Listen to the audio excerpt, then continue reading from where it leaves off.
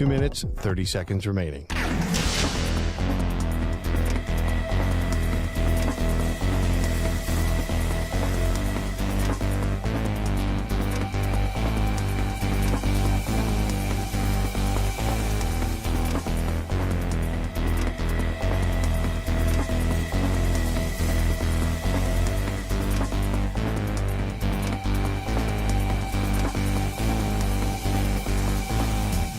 Two minutes remaining.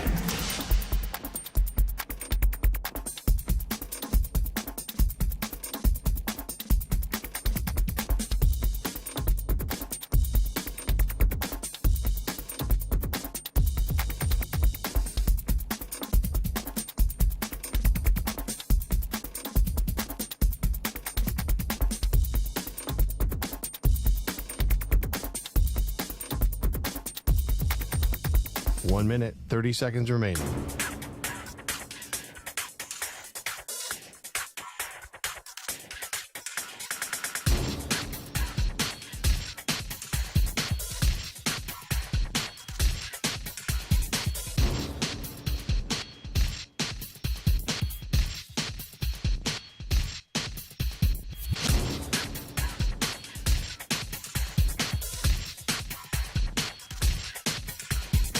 One minute remaining.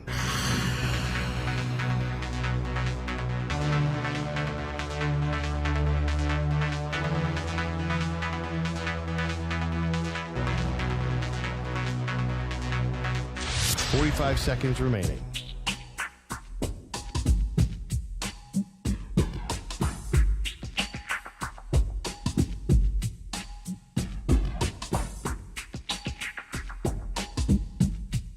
Thirty seconds remaining.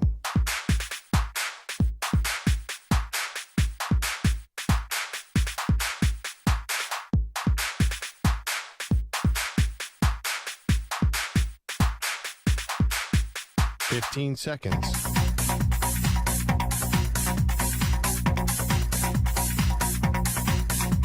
Break ends in 5 seconds.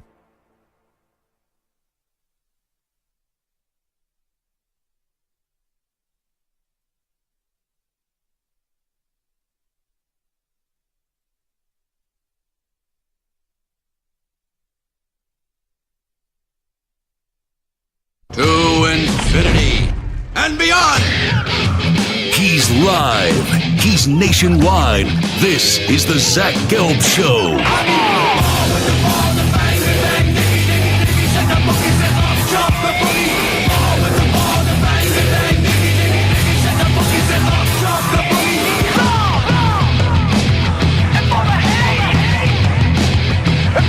Here's your host, Zach Gelb.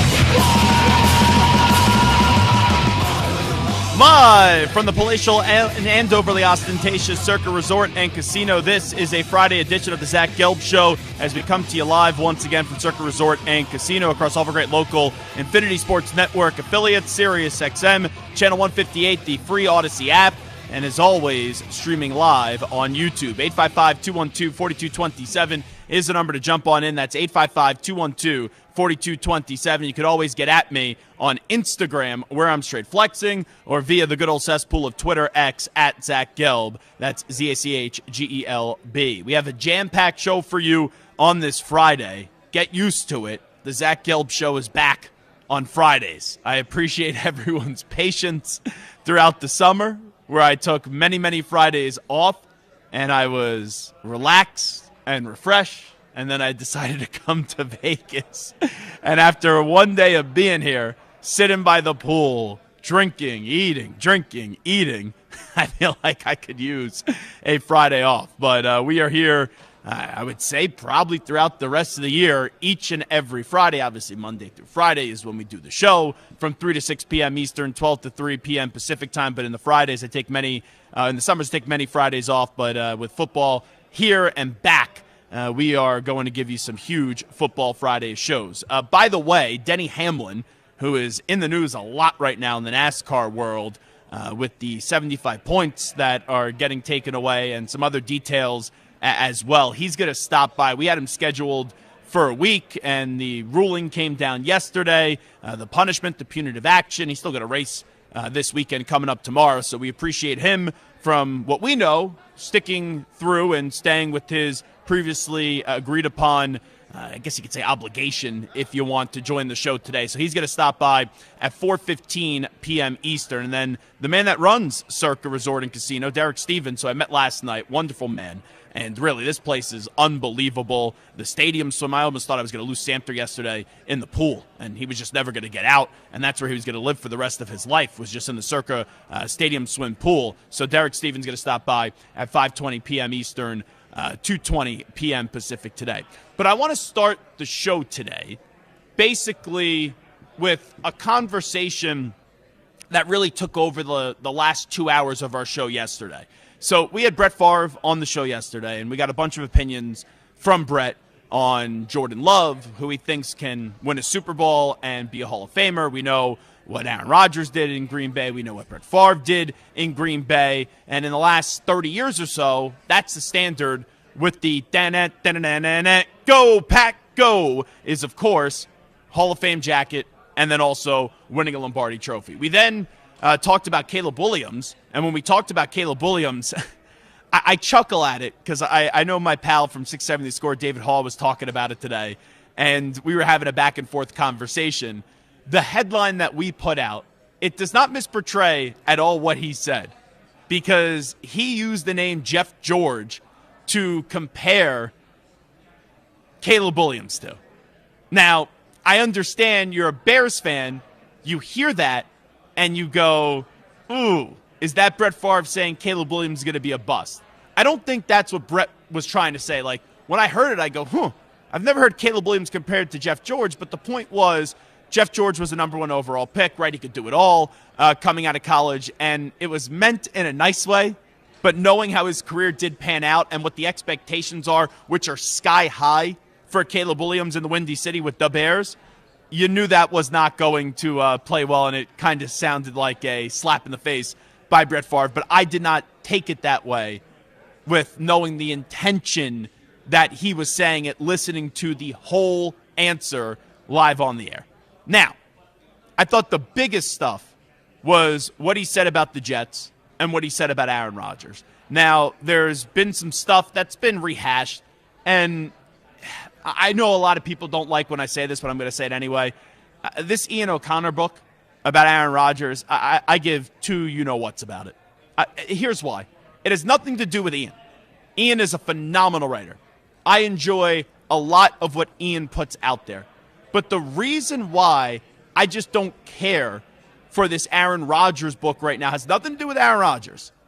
But it is because of the fact that Rodgers' career is still ongoing. We're still in the present times of Aaron Rodgers, even though he's on the 17th or 18th hole of a golf course when you look at the future and the rest of his NFL career. So I want a Rodgers book when he retires. I want a Rodgers book like 5-6 years after he retires. Right now, all the stories and however they portray Rodgers in this book, it just doesn't do anything for me because I lived through it. Now, this isn't, let's learn about a player that played in the 70s or the 60s. We have lived through the Aaron Rodgers era. And I said the same thing when the Patriots, not me being hypocritical at all, I said the same thing when the Patriots put out that Apple doc. And I'm like, I just lived that.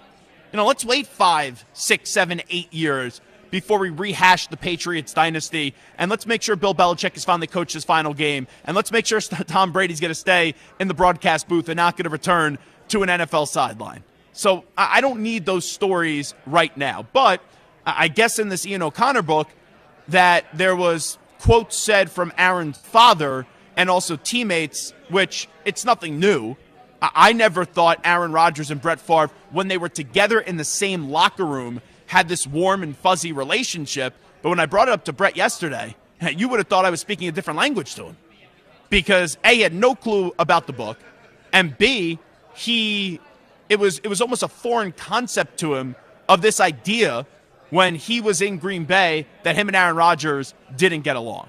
So we talked about that, and then the big thing, I thought, and this is what we'll start the show today, and I'll ask you this simple question.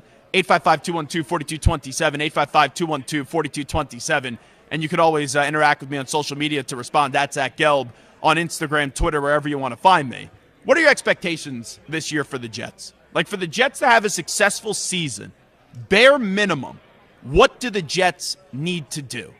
So yesterday, I was talking to Brett Favre, as we've been discussing for the last 7 minutes or so, and I just simply asked him about what he expects from not only the Jets this year, but more specifically, a man that he knows well, whether he's had a good relationship or not, it does not matter, in Aaron Rodgers, who, as we know, hopefully gets through this season this year healthy, because last year, all right, we spent the entire offseason talking Rodgers.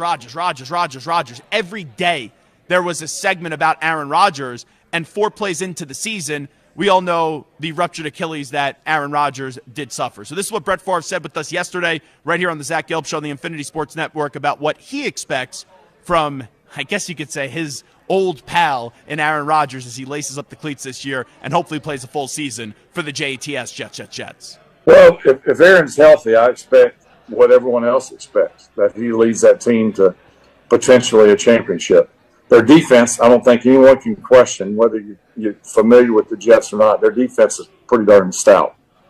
And when you got a really good defense, you got a chance. Now, you throw Aaron in the mix, and, you know, there's probably not a better playmaker at quarterback starting in the league right now, even at his age. I mean, he's you know, you throw the age out, the number, and look at how he moves and gets rid of the ball, and his football knowledge. He's got the highest football IQ of anybody I've ever been around. So I expect that they compete for not only the division championship, but the conference championship.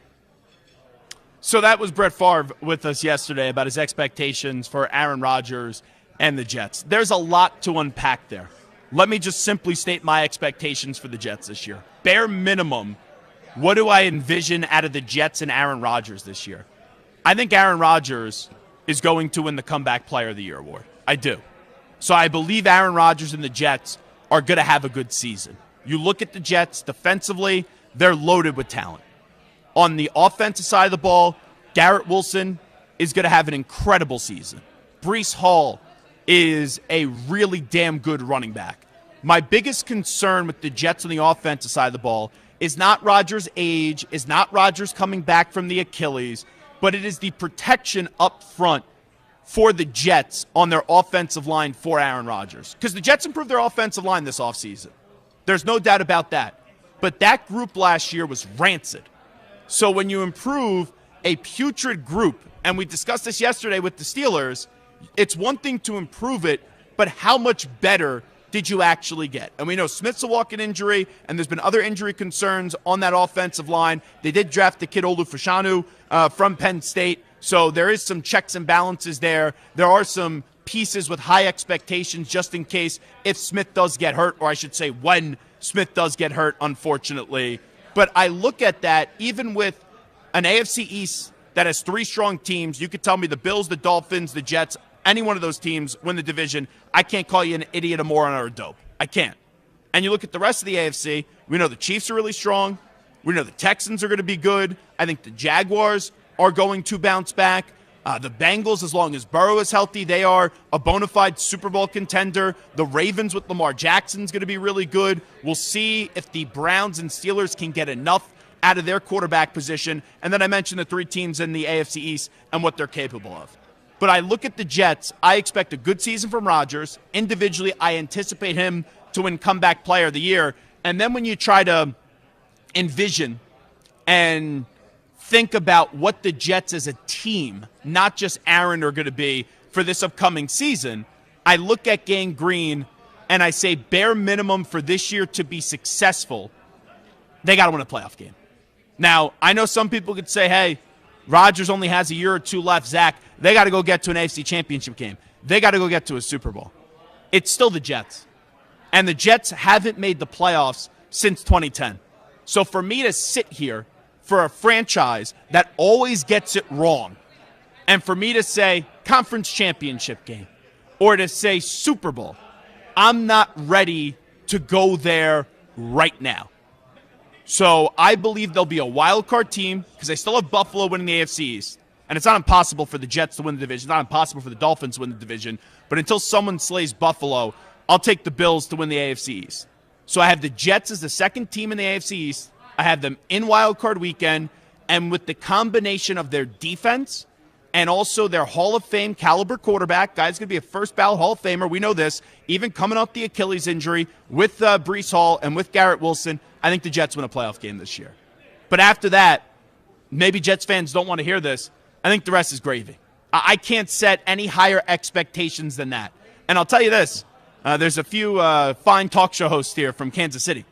And I've been talking to them throughout the last 24 hours. And they are rooting for the Jets to fail this year, which I'm not necessarily opposed to that, if I'm being all honest. But there's a lot of people that I think they're tired of Rodgers. They're tired of the hype of the Jets after going through it last year, that many people are rooting for the Jets to fail. So, Stu, let me ask you this right out of the gate. Bare minimum success on what you envision for the Jets this year is what? The Jets have to make the playoffs, and they also have to find a way to win a playoff game. But what's they used to?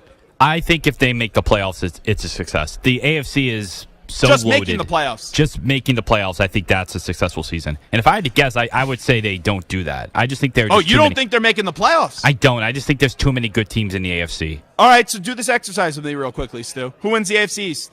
Bills. Okay, so you take the Bills to win the East. Who wins the North? Bengals. All right, so you go Bills and you go Bengals. Who wins the South? I'll go Colts. Wow. You're buying into Anthony Richardson after that preseason game? I am still buying in. All right, who wins the AFC West? Chiefs. Chiefs.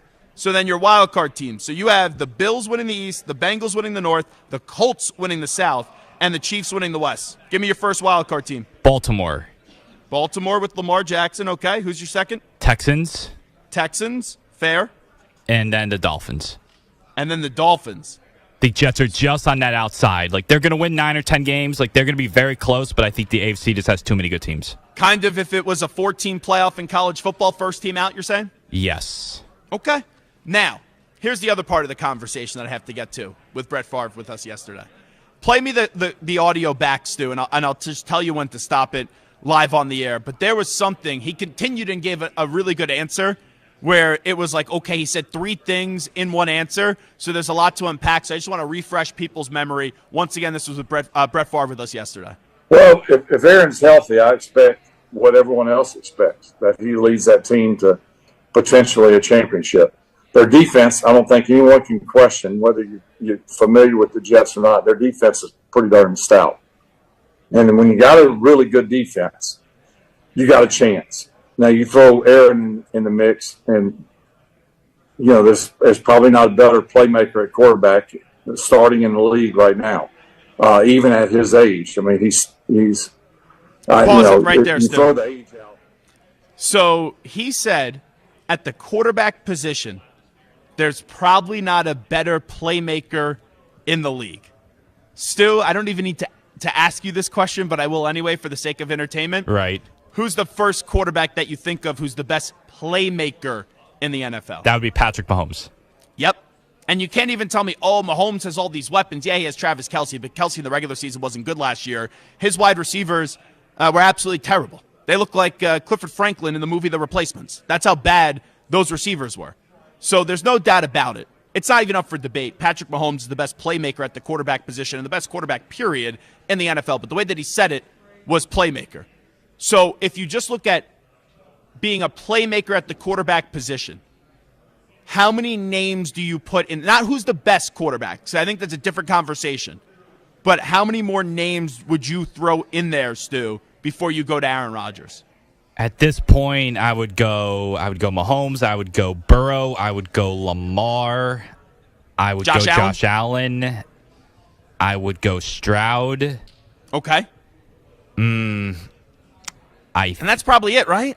And maybe Jalen Hurts, but he's got to bounce back. He has to bounce back. That's like a questionable one. So he's probably around also, 6 or 7, maybe. Hurts has so much talent around him. Like, I think that factors in the playmaking ability. Can you turn garbage into gold? I think Rodgers is the sixth best quarterback in football entering this season. But in terms of just playmaking ability, I would say Mahomes is in front of him, Allen is in front of him, and then after that, I think it's open for debate. Because, like, Burrow is the better quarterback. I'd rather have Burrow entering this season than Aaron Rodgers. But in playmaking ability, I think Rodgers turns more garbage into gold than Joe Burrow does. Now, you probably have to put Lamar in that conversation as well. But Rodgers clearly has a better arm than Lamar Jackson, and Lamar, we just know what he does on the ground. So it's not, put it this way, what Favre said, he's not number one, but it's not like, oh, Rodgers is sitting there at 10th and it's inconceivable.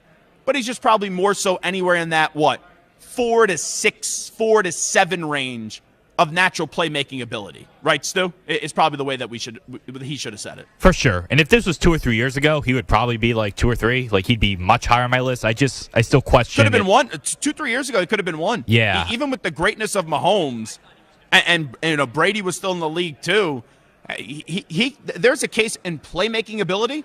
Yeah. He could have been 1. Now the way that we talk about Patrick Mahomes is just at a different level because the guy in the last 2 years with offenses that were not electric was still the best player in the sport and still found a way to win 2 Lombardi trophies even when his offense wasn't operating at the highest level. So that was Brett Favre with us yesterday. So I'll just ask you this simple question.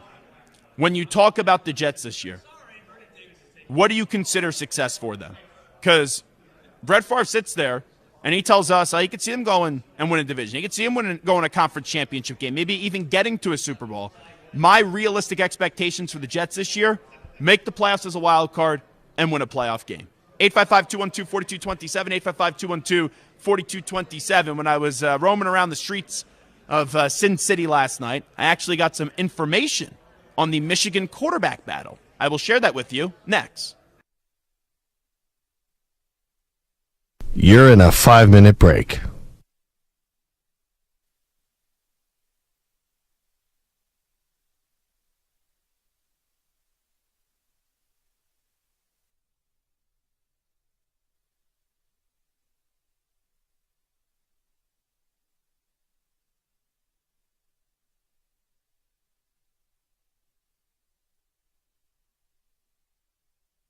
Four minutes, 30 seconds remaining.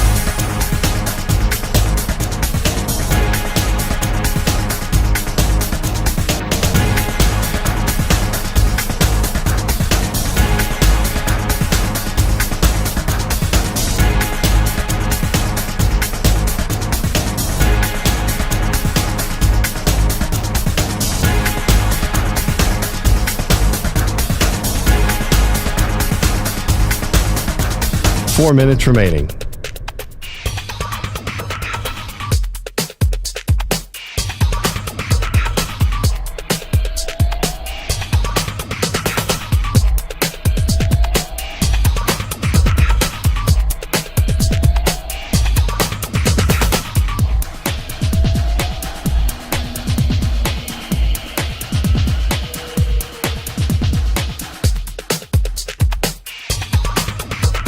Three minutes, 30 seconds remaining.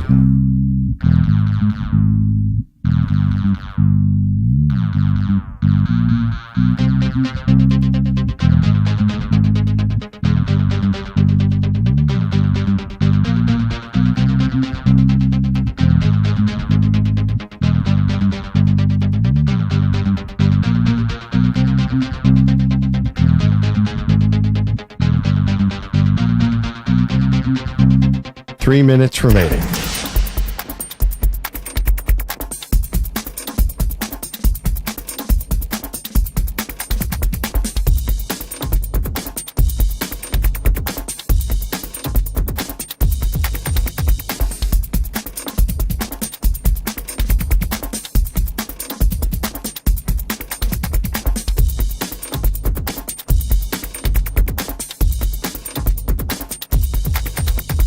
Two minutes, 30 seconds remaining.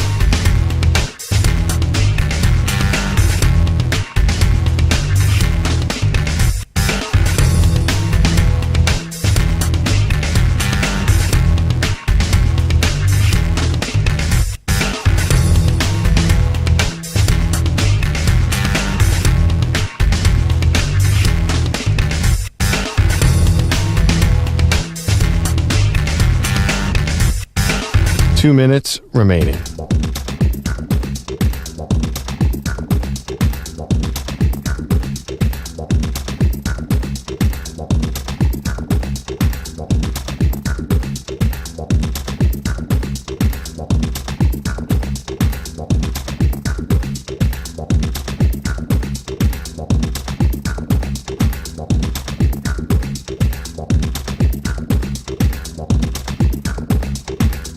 One minute, 30 seconds remaining.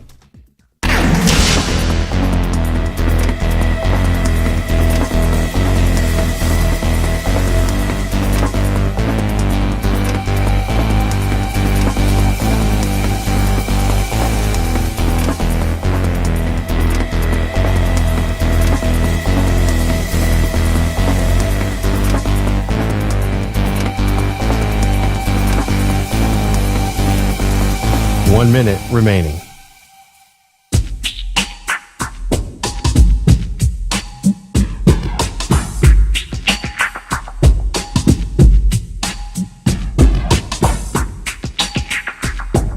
Forty-five seconds remaining.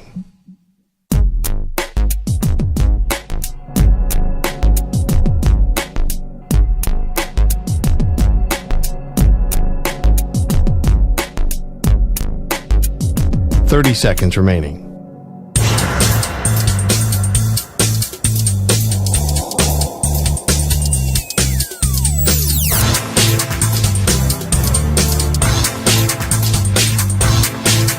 Fifteen seconds.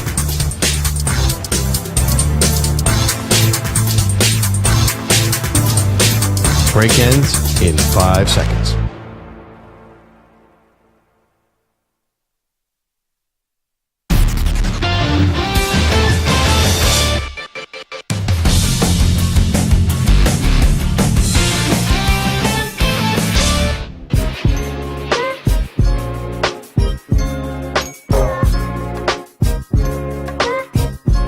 Welcome back to the Infinity Sports Network.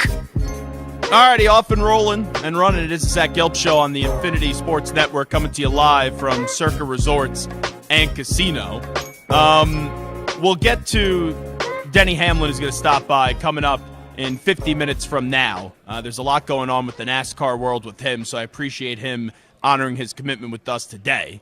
And we will talk to Derek Stevens, the CEO of Circa, coming up in the final hour of the show at 5:20 p.m. Eastern, 2:20 p.m. Pacific. But so pretty much why we're out here is we're promoting Circa Survivor and Circa Millions. So they have a bunch of different radio stations and radio networks across the country coming on out and doing their show here Thursday, yesterday, and then today, Friday, from Las Vegas. And if you ever do come to Las Vegas, you got to hit up Circa. I'm not just saying this because they are paying us to be out here and all that, but I kid you not, when I had no endorsement, no ties to this casino, I came out here for the Super Bowl, and I got a chance to come over to this casino, and it is unbelievable. Absolutely spectacular. So, with all that being said, there's a bunch of different events that occur when you're out here, networking opportunities. And I saw our pal John Jansen last night. And John, if you don't recall, he is a former Michigan offensive lineman, played in the NFL for a bunch of years, and now he does a talk show on 97.1 The Ticket in Detroit, and he also calls the Michigan games. So I'll tell you what he told me coming up in just a second about the Michigan QB battle. Because what I thought he was going to tell me is completely the different thing that I've been expecting and anticipating all offseason. So a little while ago, about like a month or less ago, we had Will Johnson on, who is projected to be a top 10 pick in the NFL draft. And you would think that this is going to be his final season with the Michigan Wolverines, just a tremendous defensive back for the Michigan Wolverines. And I asked Will Johnson about the quarterback battle, as it's a three-person battle, but there's been a belief and an expectation that Alex Orji, who you saw in small doses last year in certain packages, was going to win the quarterback battle. Now, Michigan opens up their season on August 31st. It is August 23rd, and we've had no official announcement of who is going to start that game up against Fresno State. And more importantly, when you look at Michigan the week after that, they have an enormous game, which is really going to be a tone setter for their season. And that's up against Texas. Texas, a top 5 team in the nation. Personally, I think they're the 4th best team in the country entering this football season. And when you look at Michigan, that's going to be a good measuring stick on how good the Wolverines can be this year, depending on how close that game is or if they could find a way to win that game outright. But this was Will Johnson about a month ago with us right here on the Zach Gelb Show on the Infinity Sports Network discussing the quarterback battle and what his views are of Alex Orji. We know J.J. McCarthy and Blake Corum are no longer there. Donovan Edwards returns, and Alex Orji is back, and there's a lot of expectations on him as it's expected he's going to be the starter. What do you think Alex will look like this year? I know we got to see him in small doses last year, but if he is the starter, what do you think he'll look like at QB? I think he does a lot of special things. He's just probably the freakiest athlete on our team. He can throw the ball deep. He can make all the throws. He's a leader. He can go out there and command the offense, and he can make plays with his legs too. So I feel like he can really do it all. So, I mean, he's got to go out there and prove it, and go out there and do what he does. I think he has a bright future ahead of him. So this is the first big decision for Sharon Moore. This is the first major decision for Sharon Moore. Who is going to be his quarterback? And as we sit here on August 23rd, we still don't know. And all off season long, I expected that Alex Orji was going to be the starting quarterback game 1 for the Michigan Wolverines with how he is as a runner. And I don't know what he can be as a thrower of the football, but I think the upside is the highest for Michigan this year with Alex Orji as the starting quarterback. But last night when I was here at Circa Resorts, I did get to see John Jansen. And, you know, I've tailgated with John before he called the Michigan-Ohio State game, and we've had him on the show before a ton. And I just simply said to John when we were catching up and having a conversation, I was getting my Michigan fix in with him, who do you think is going to be the starting quarterback? And I was just assuming he was going to say it was going to be Alex Orji. And John Jansen told me last night, and once again, former Michigan offensive lineman, does a daily talk show weekdays in Detroit on 97.1 The Ticket, and then also calls the Michigan games. He's big in the Michigan community. He's big around the program. He said he thinks it's going to be Davis Warren. He believes Davis Warren is going to be the starting quarterback for the Michigan Wolverines. And it's tough to say that would be a mistake. And I'm obviously not at the practices. I'm not the coach. But I just look at it from the upside potential of what Alex Orji could be. And I understand this may be lazy, but it's part of recent history. Like, look at Jalen Milroe. Jalen Milroe, a phenomenal runner a year ago. There were questions about his arm. Early on, struggled right out of the gate. And then as the season progressed, he got better and better and better. And then boom, in a 14 playoff, we know Alabama was in it where they ended up losing the Rose Bowl to Michigan.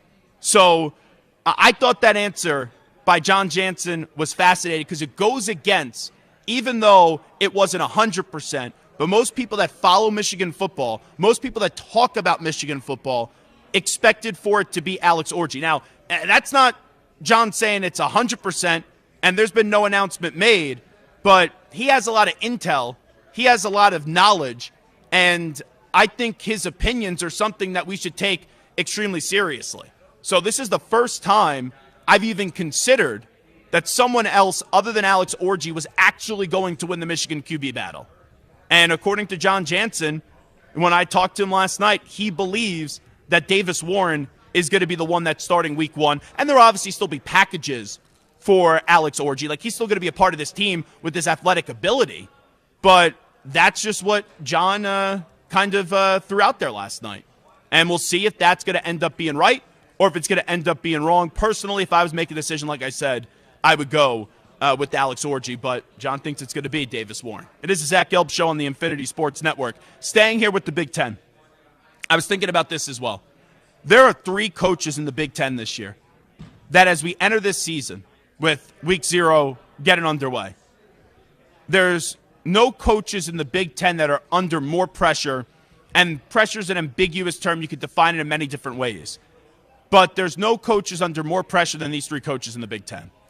Ryan Day, James Franklin, and Lincoln Riley. So when you look at those 3 coaches, Ryan Day, what does he have to do this year? bare minimum, he has to beat Michigan. Because you look at Michigan, Michigan's going to have a sensational defense. You know their offensive line and their run game is always going to be up to par. But there are major question marks about the quarterback position. There are question marks at the wide receivers. I think Colston Loveland could win the Mackey Award this year. He is a phenomenal tight end. He should win the Mackey Award this year. But there is a great question about what Michigan is at the quarterback position. And you look at it from a talent perspective, there is more talent on the Ohio State roster this year than Michigan. But there's been more talent in other years on the Ohio State roster than Michigan, and Michigan still won. But here's the thing. You look at Michigan, there's been a lot of change. We've now seen Jim Harbaugh and many other coaches leave the program. Also, you have Chris Jenkins no longer there, J.J. McCarthy no longer there, Blake Corum no longer there, Mikey Sanders still no longer there. You know, you look at it this year, and I want to see Michigan kick the crap out of Ohio State. I would love to see that happen. But there are no excuses this year if Ryan Day can't find a way to get the job done up against Michigan, because quite frankly, he's not only expected to beat Michigan, he's expected to do a lot more. But bare minimum, there will be no way to justify his job outside of this if he loses to Michigan and then goes on and wins the national championship. That's the only way he keeps his job. But if he loses to Michigan, he's done as the head coach of the Ohio State Buckeyes, whether you think that's fair or not. Now, let's get to James Franklin, my BFF, my good pal, James Franklin. In a 4-team format, I would never sit here, and I would never advocate, and I would never expect James Franklin to make a college football playoff. Would not do it.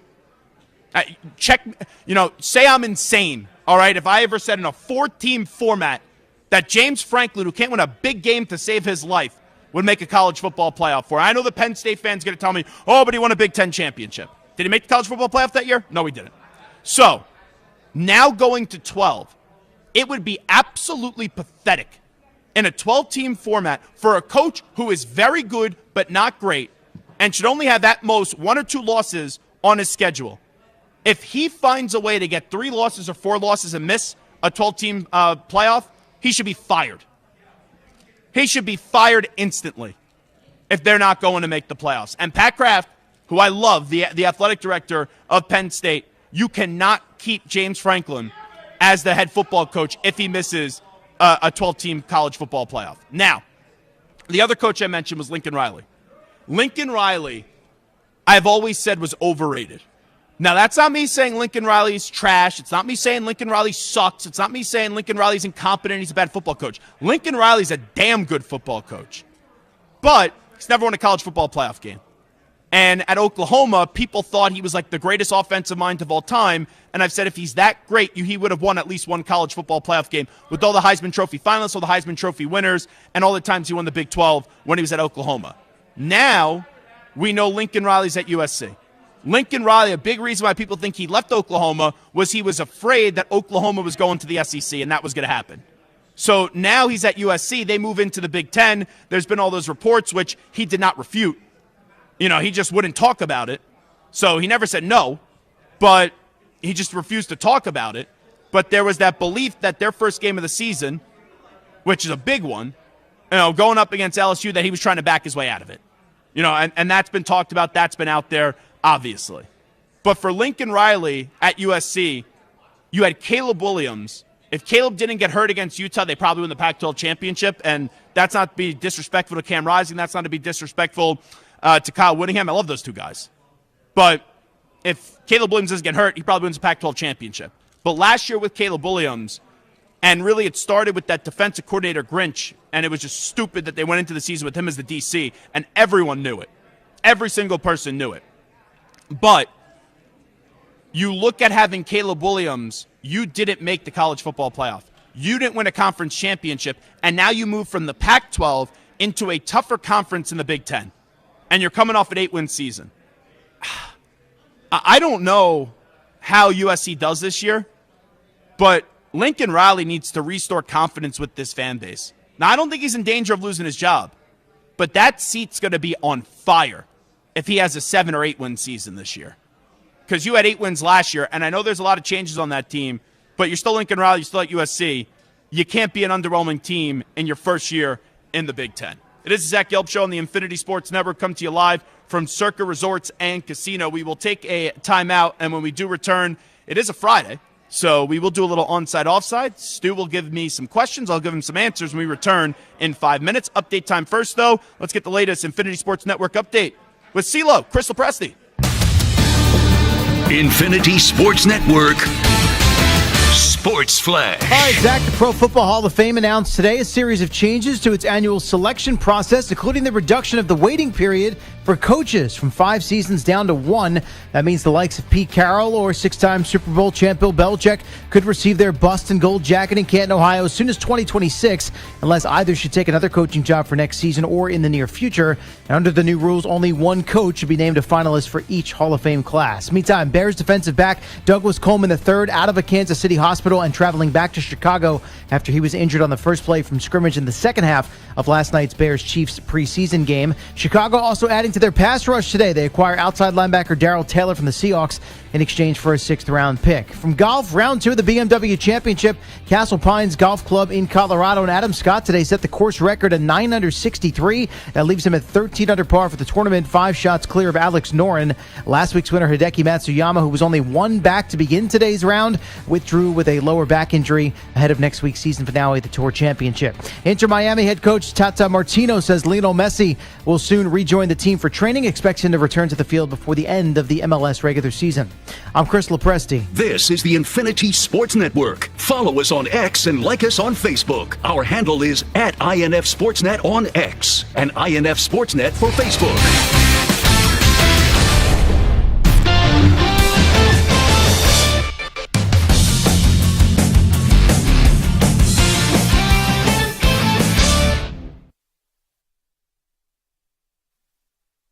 You're in a 5-minute break.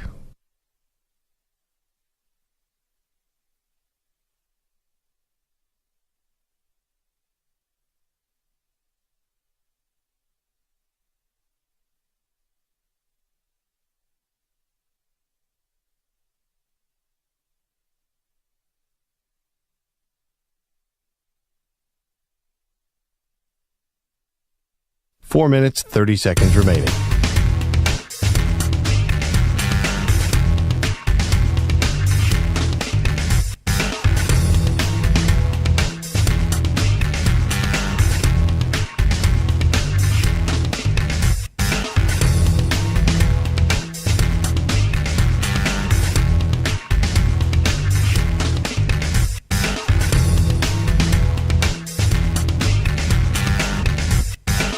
Four minutes remaining.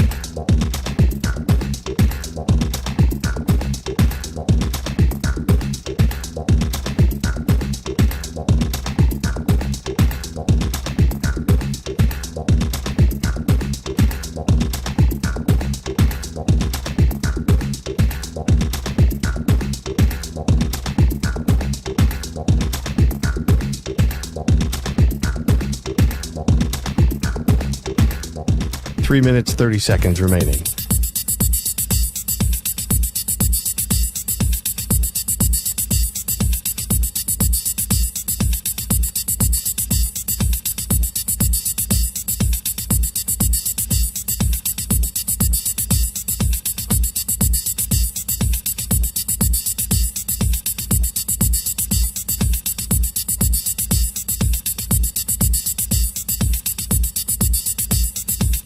Three minutes remaining.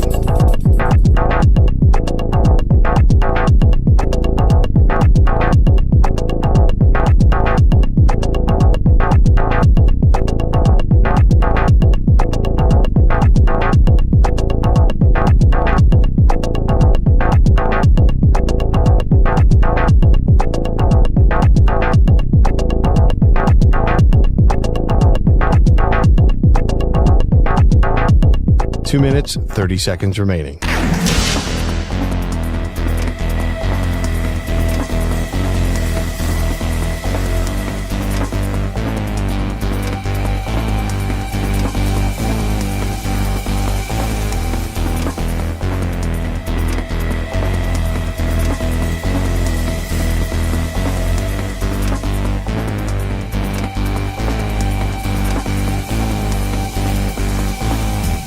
2 minutes remaining.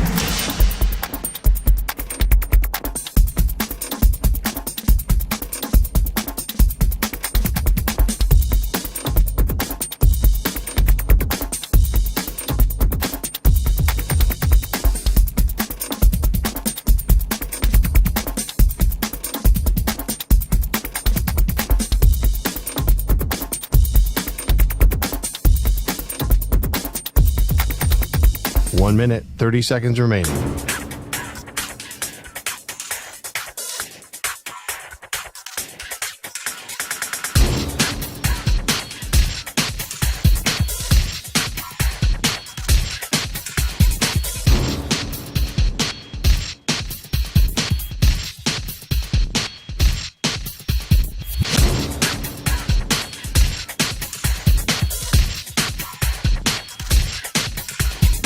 One minute remaining.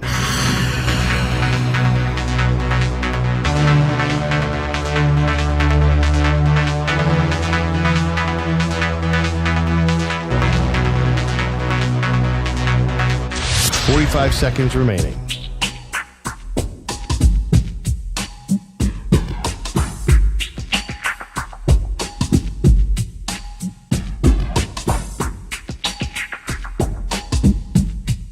Thirty seconds remaining.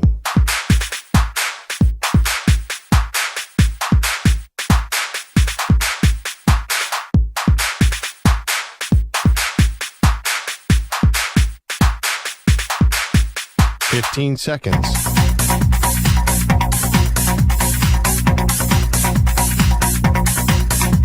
Break ends in 5 seconds.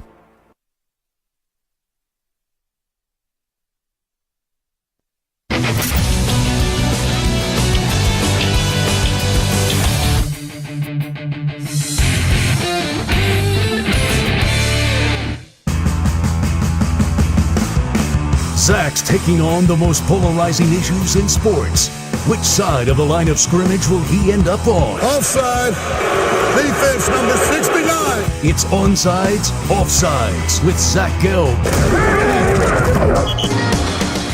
But first, it's time to ask the pros, where you, the listener, gets to ask us a question. It's brought to you by our friends at O'Reilly Auto Parts. Simply tweet your question at INF Sportsnet or at Zach Gelb using the hashtag #AskThePros. Be listening later in the show when we might answer your question.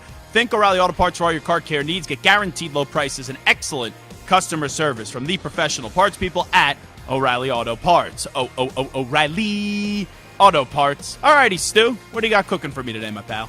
All right, Zach, the Eagles have already, if not one of the best wide receiver duos in the NFL with A.J. Brown and Devontae Smith.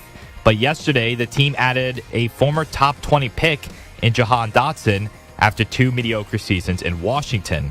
Onsides, offsides, the Eagles' wide receiver trio of Brown, Smith, and Dotson is the best one in the NFL.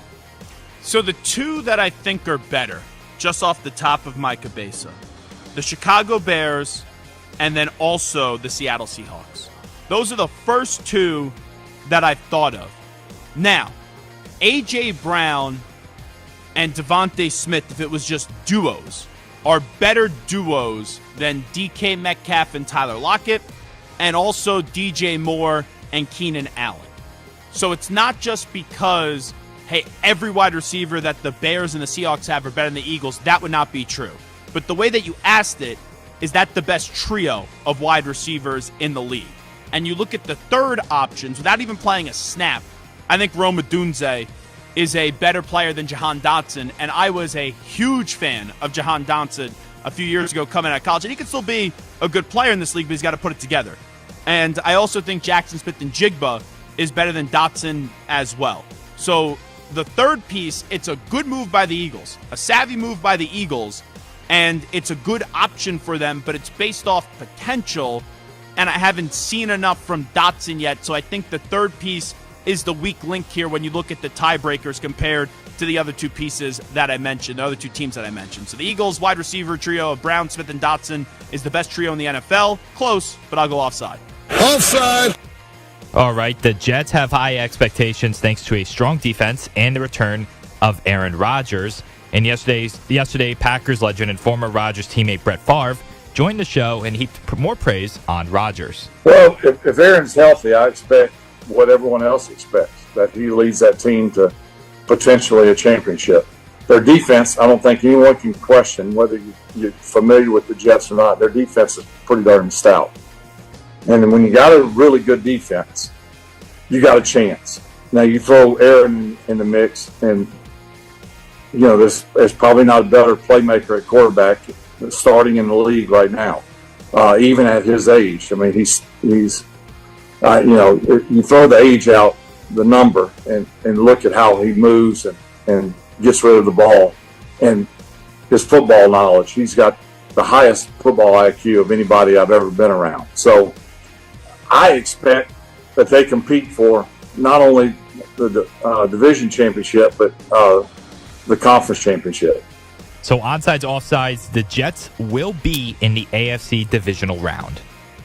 I think the Jets are a wild card team, and I think the Jets win a playoff game this year, and then they're eliminated in the divisional round. So you asked me the Jets will be in the AFC divisional round. I will go onsides. All right, Lincoln Riley is entering an important season at USC after a few subpar seasons for the Trojans. Yesterday, Riley was asked if he'd like to have former USC coaching legend Pete Carroll around the program to help. I'd love to have him. He's great. Coach has been great to me. We've had a chance to catch up pretty often, check in with each other. He's been a great resource and a great person to be able to pick his brain, and he's been very good to me. So yeah, shoot, I'm excited he's going to be here more, and would be crazy to not take advantage of having him around. So whether it's in an official role or not. So onsides, offsides, if the Trojans struggle in the Big Ten, you could see USC moving on from Riley and bringing back Carroll. To be the head coach? To be the head coach. No. That's a no for me. Offside. Right? In the Randy Jackson way of saying it from American Idol. That's offsides. Maybe a few years ago. I love Pete Carroll. But that idea of Pete Carroll coming back to replace Lincoln Riley, who a year from now could be on the hot seat, but I don't believe that if USC moves on from Lincoln Riley, they're saying, hey, Pete, come back and coach the team. I will say this. If you're going to want a reunion, I don't think it's crazy if Ryan Day loses to Michigan this year that Ohio State places a phone call and asks if Urban Meyer wants to come back and be the head coach. I don't think that's crazy. But Pete Carroll coaching USC, crazy to me. Offsides. All right, Paul Skeens has dominated as a rookie for the Pirates, amassing a record of 8-2 with an ERA of 2.16 after he had another impressive outing yesterday where he allowed just 2 hits and 6 scoreless innings. However, after the game, skipper Derek Shelton was asked if they might shut Skeens down at some point to preserve his arm. He will not pitch on regular rest the rest of the year. I mean, I can almost assure you of that. I don't say things indefinite very much, but I would say it's 95% he will not throw like on regular 4-day rest. Now, there is no immediate plans to shut him down. There has never been any immediate plans to shut him down. How we monitor that, whether it's an innings limit or workload limit per game, we'll be thoughtful about that. So onsides, offsides, the Pirates should shut down Skeens for the rest of the season. No, I think they're being careful enough. I would not want to do that to the fans, even though they're clearly out of it, to shut Paul Skeens down for the rest of the season. So he won't pitch on regular rest. You just heard that. And then also there's going to be some sort of pitch count, inning limits as well. I think that's enough for me to say when you ask me the Pirates should shut down Skeens for the rest of the season, I'll go offside. Offside. All right, Zach, and last one. After starting 44-32 this season, the Mariners have lost 8 out of 9 and have fallen to 64-64, 5.5 games out behind the Astros. Yesterday, the team fired manager Scott Servais, though reports said Servais found out about the firing on social media. Did they tell him his services were no longer needed? They did. This was before he was even scheduled to meet with owner Jerry DiPoto. So onsides, offsides, you have no issue with coaches finding out about firings for breaking news rather from the teams themselves. Wait, hold on. So I read this. I read the story that he was out as the manager. You're telling me he found out on social media? That's what it would claim to be. Yes. So someone in the front office or whoever ran to the media and said, "Hey, we're firing our manager," before the team even told him? It would appear that way. That's classless. It's pretty bad. Classless. And I like the Mariners. I was talking about them, maybe I jinxed them, about a month ago as a team that could potentially go to the World Series as long as they get in because of the trio that they have in their starting rotation. I have no problem with them firing the manager, but you got to tell them before it gets to the media. So you asked me, you have no issue with coaches finding out about firings from breaking news rather than directly from the team? Offside, yeah, I have a big issue with that. Offside. That's terrible. That's really low class, assuming that's true by the Seattle Mariners. Hey, Stu, I have a quick onside-offside question, though, for you. I'm going to put you on the spot. Okay. So I told you as I'm getting older, I come to realize things that I used to think about in the past have totally changed. So I'm a huge steak guy. Love steak. For my birthday, like every year, you make sure you go somewhere, you go get a big steak dinner. Last night, though, and I've had Wagyu steak before, but I had a Wagyu burger, and It was one of the better burgers I've ever had, and I've had it before. But I was thinking to myself, because Samter ordered a steak, and Samter was content with the steak. I think that's the right way to say it. It wasn't like the greatest steak he's ever had, but it wasn't the worst steak he's ever had. And I thought the burger was sensational. You go out to dinner tonight, Stu. Onside or offside? You'd rather have a burger over a steak if you could only have one? Just for one night, if I can only have one? Yeah. I'm probably going with the steak still. Okay. Now, maybe I'm going crazy, which there's a chance of that happening. 2 days on a trip with Samter could do that to you. But I will say this. I think consistently I will enjoy a burger more than I will enjoy a steak. I know that's not the way that I asked it to you. If I had to give up one for the rest of my life, if I can only have one the rest of my life, I'd go burger over steak. I'll say that. Okay. I'm with you as well. We'll take a time out. It is the Zach Gelb Show on the Infinity Sports Network, coming on back live from Las Vegas.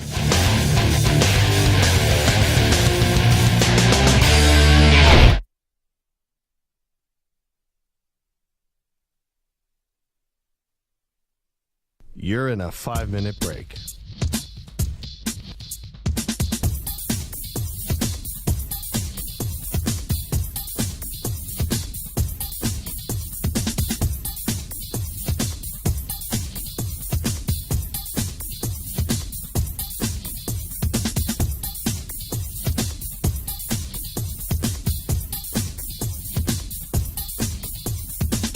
Four minutes, 30 seconds remaining.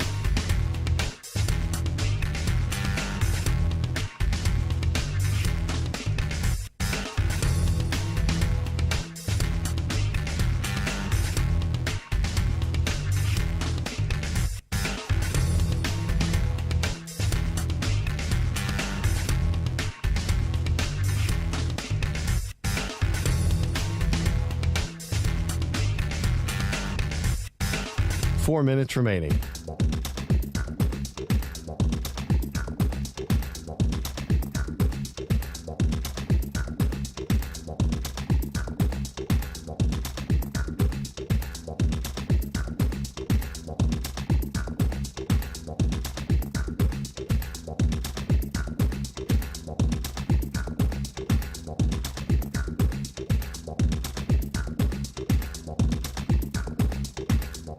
Three minutes, 30 seconds remaining.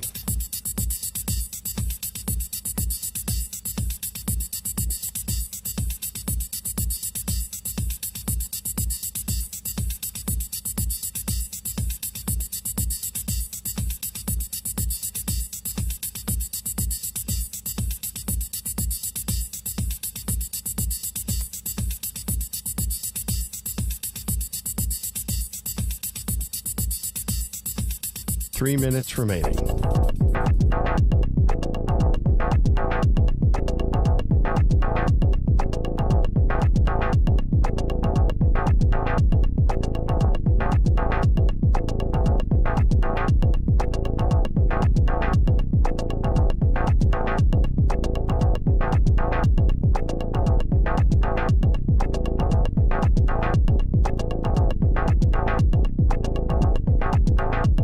Two minutes, 30 seconds remaining.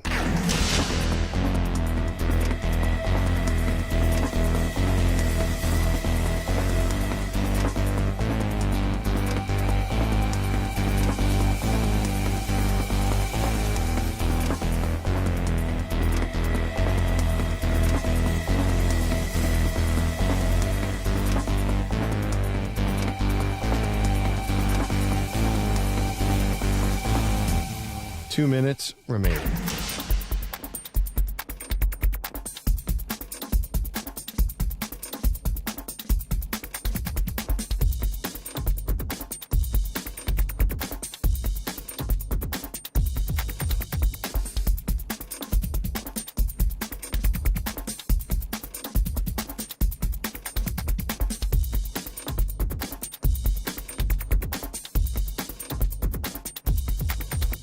One minute, 30 seconds remaining.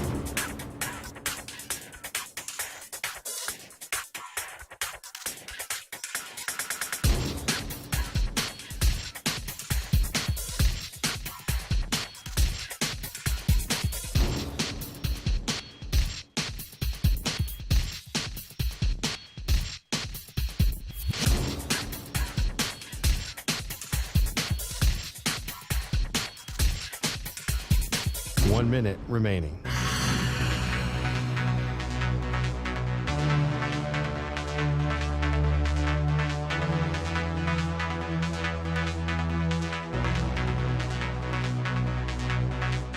Forty-five seconds remaining.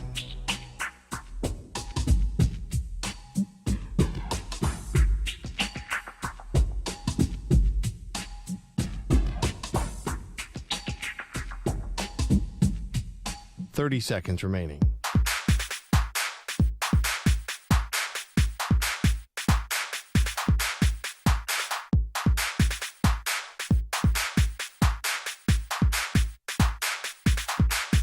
Fifteen seconds.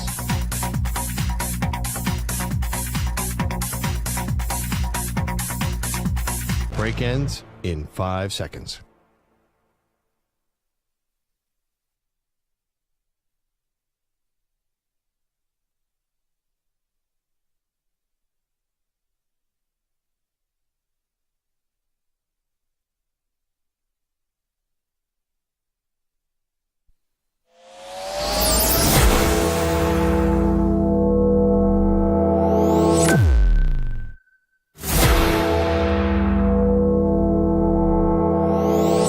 Infinity and beyond. He's live. He's nationwide. This is the Zach Gelb Show. Alrighty, hour number 2 of our radio program. It is the Zach Gelb Show on the Infinity Sports Network. We come to you live from Circa Resort and Casino as we are here all the way up until 6 p.m. Eastern, 2 p.m. Pacific time today. Denny Hamlin's going to stop by 15 minutes from now, the NASCAR driver, and then Derek Stevens, the CEO of Circa Resorts and Casino, is going to join us in the final hour of the show at 5:20 p.m. Eastern, 2:20 p.m. Pacific time. Let me get to Mike Silver in just a second, who was talking about Brandon Aiyuk on KMBR. I guess there's an update on this matter. We'll see if it's an actual update or if it was one of those Jordan Schultz reports, which I like Jordan a lot, but saying, oh, like they keep on talking, they're getting closer to a deal, but there's still a few hiccups. I feel like we've been stuck on that for, I don't know, maybe the entire summer. There was about one day where I actually felt that Brandon Aiyuk was going to get traded to the Pittsburgh Steelers. One day. Every other day this summer, and I've said it until I am literally blue in the face with Brandon Aiyuk. I have said that he'll be on the 49ers, he'll get a long-term deal, and they'll trade Deebo Samuel a year from now. But our poll question is up right now. It is active. You can find it on Twitter, X, whatever you want to call it, at Zach Gelb. If you could only have one for the rest of your life, what is it? A burger or a steak? Right now, 55.9% say a steak, 44.1% say a burger. I came to the realization last night that it is a burger over a steak for the rest of my life. Not just one meal, the rest of your life. Because I think you get a better burger consistently than you do a steak. Chris Muller, who is inside the Odyssey family, does an afternoon talk show in Pittsburgh, where I was just at last week, where I got a chance to see a Pirates game and also got to see Bruce Springsteen, legendary E Street Band. Chris Muller does a show with Andrew Filipponi in the afternoons. Very good talk show host. He once unintentionally blocked me on Twitter. I was on his show. I don't know what happened. I don't think it was anything that was confrontational.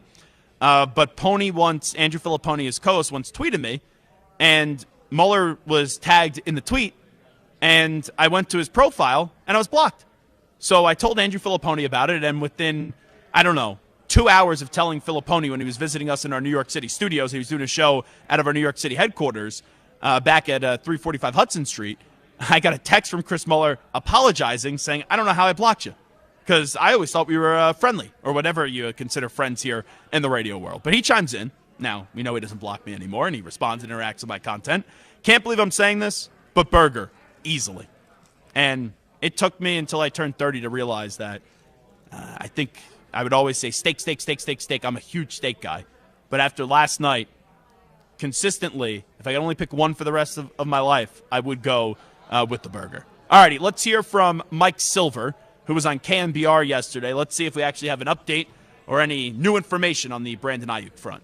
My updated information is that everything is still on the table, including all the trades you've heard about. And I know the Patriots have said, that's over, but, maybe they're less likely. But I think that Steelers scenario where you get picked, flip a pick, get a player from someone else is on the table. I wouldn't rule out Washington. And I know there have been reports that the Commanders are out, but they just traded a receiver today. Is that an update? So it started off really no update, but I haven't thought about Brandon Aiyuk to the Commanders in quite some time. The last time I thought about it being a possibility was when he showed up to the Pivot broadcast with Channing Crowder. You also have Fred Taylor and Ryan Clark. And Aiyuk shows up with Jaden Daniels. That was the last time I seriously considered maybe that the Commanders would be a destination. But I never thought he was actually going there. Could be a destination, and then being convinced he was going to go there. There was one day I was convinced he was going to be a Steeler. Outside of that, I was convinced he was going to get a deal done with the 49ers. So I would say that's somewhat new information. I don't know how well sourced it is or how credible it actually is. But the Commanders being back in play, how does that happen? Just because Jahan Dotson got traded does not mean the Commanders are back in play for Brandon Aiyuk. The only way the Commanders are really in on Brandon Aiyuk is this. Brandon Aiyuk walks to the 49ers and say, guys, we've been trying to hammer out this new deal for months. We've been close, but no cigar. I'm done. I do not want to be on this team anymore. And he would then have to follow it up by saying, I don't want to be on the Steelers.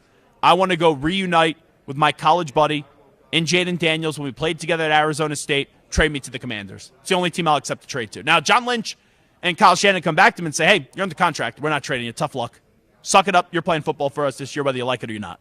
And if you don't want to play, if you don't want to show up, then we don't pay you. All right? If you want to go that route, you're more than entitled to do that. They could handle that. But I don't think Aiyuk, I think he's okay with going somewhere else if he had to. But his preference is to still be on the 49ers. And if they roughly offered him, from what we were told, $26 million a year, they can't be that far off. Like New England went above and beyond. They offered him 32. I still got to think 28, 29, and maybe you got to figure out the guarantees. This should be done by now. It really is. And it's mind-boggling to me how this deal is not done yet. We have spent so much airtime talking about this, and I'm starting to feel, I felt it 2 weeks ago when I went on that rant, but now I'm really, really feeling it. It's a waste of time. I almost feel as if it's a movie that you watched 30 times before. You know what the ending is, but when you watch the movie the 31st time, you're like, oh, maybe the ending is going to change. And you know that the ending is not going to change. I just don't think Brandon Aiyuk is getting traded. And Mike Silver, it was minimal news, if you even want to call that news, if I'm being serious. He was like, there's no new news. But, I will say the Commanders, all options are still on the table. All right, the Browns aren't on the table. If they were, that deal would have already been done because Amari Cooper would have been more than enough for the San Francisco 49ers. Clearly the Browns didn't want to pay Brandon Aiyuk whatever he wants, or Brandon Aiyuk doesn't want to go there. So cross the Browns off. The Pats already pulled out. You know, Brandon Aiyuk wakes up tomorrow and says he wants to be a Patriot. I'm sure Elliott Wolf will give him the $32 million a year again. But Brandon Aiyuk's not doing that. I think Brandon Aiyuk is fine with going to the Steelers. I really do. But the Steelers don't have a piece for the San Francisco 49ers who are in win-now mode. And that's been the holdup. And even the reporting of it was, oh, well, the Steelers think they have a deal, the framework of a deal in place, but the Niners just need to say yes. It's like, what? That would be like if I said to you, Stu, hey, Stu, you're selling this piece of furniture. You know, I'll offer you $200 for it. And then I went back and said, oh, I think I have a deal in place, but Stu never said yes. Stu wants like $500. You know, that's not having a deal in place in terms of a trade. You may think you're close, but the Niners have to say yes still, and the Niners haven't said yes on that. And I know that the Steelers would pay Aiyuk whatever he wants. I think that's been clear. And then you have the Commanders. The Commanders' smoke, I think it was Brian Mitchell joined us, has basically been done, and that thought about Brandon Aiyuk and that conversation about Brandon Aiyuk. Yes, he had the pivot thing, but what Mitchell said with us was that's kind of been gone since the draft, where that was a serious, legitimate conversation. But once it didn't happen at draft night, it's been on the back burner. I know it's popped up as of late, but I would be stunned if we get breaking news next week, and we're 2 weeks away from the start of the season. So you're coming around the corner. If we get breaking news in the next 2 weeks that Brandon Aiyuk has been traded, my jaw would literally hit the floor. So if you want to say, is there something there if that story by Mike Silver is a nothing burger, I would lean more that that's a nothing burger. I really just saying, hey, all options are on the table.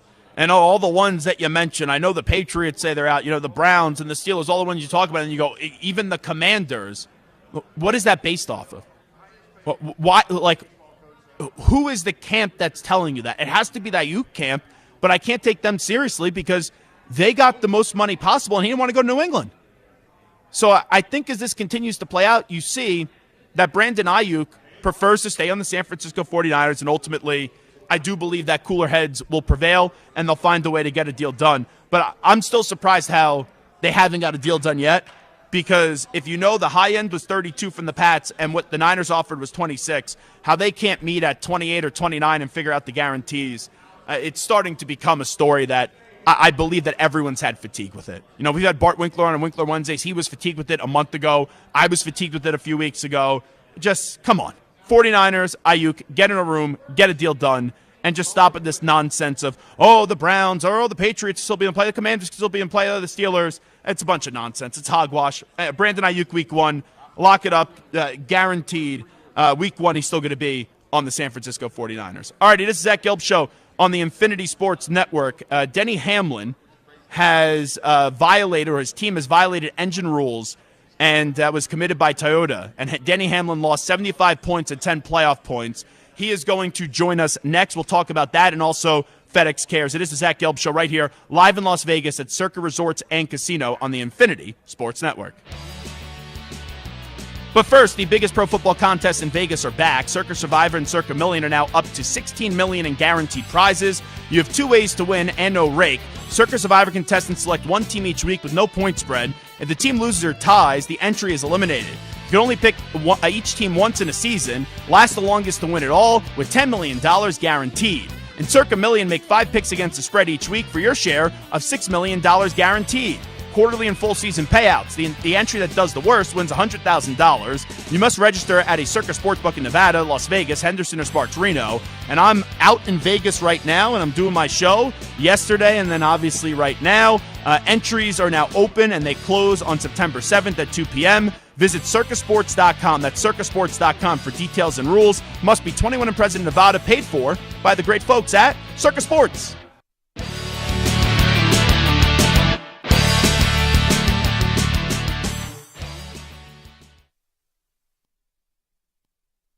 You're in a 4-minute break.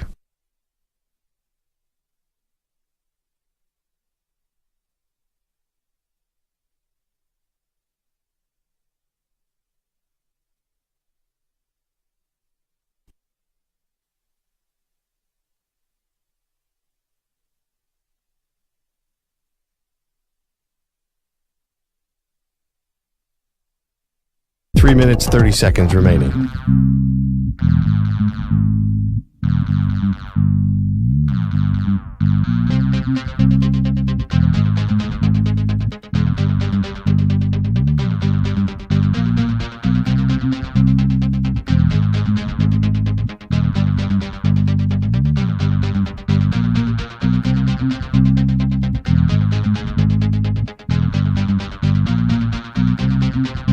3 minutes remaining.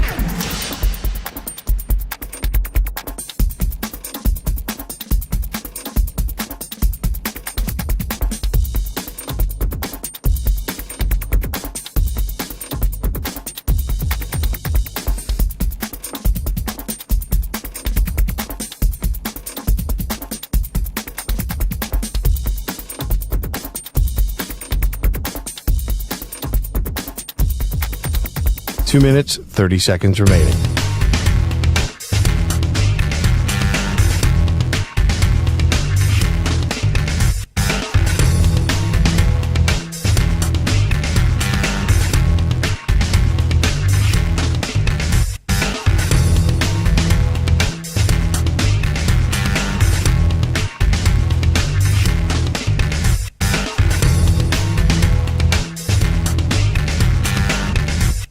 Two minutes remaining.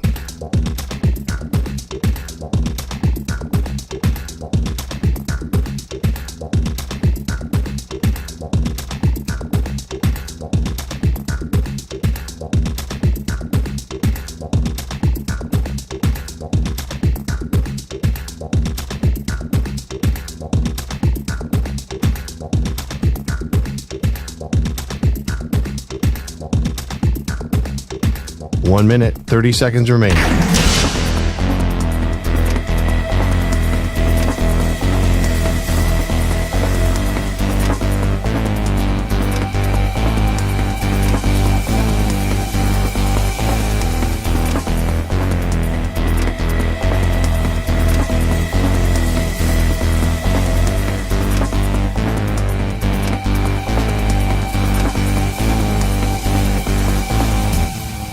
One minute remaining.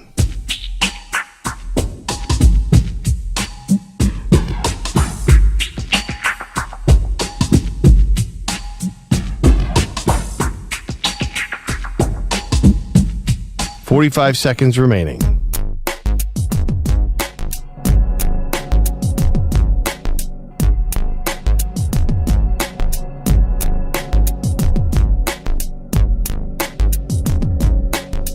Thirty seconds remaining.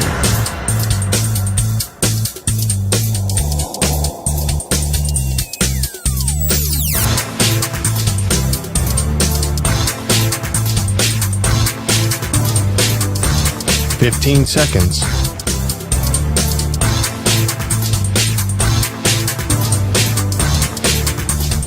Break ends in 5 seconds.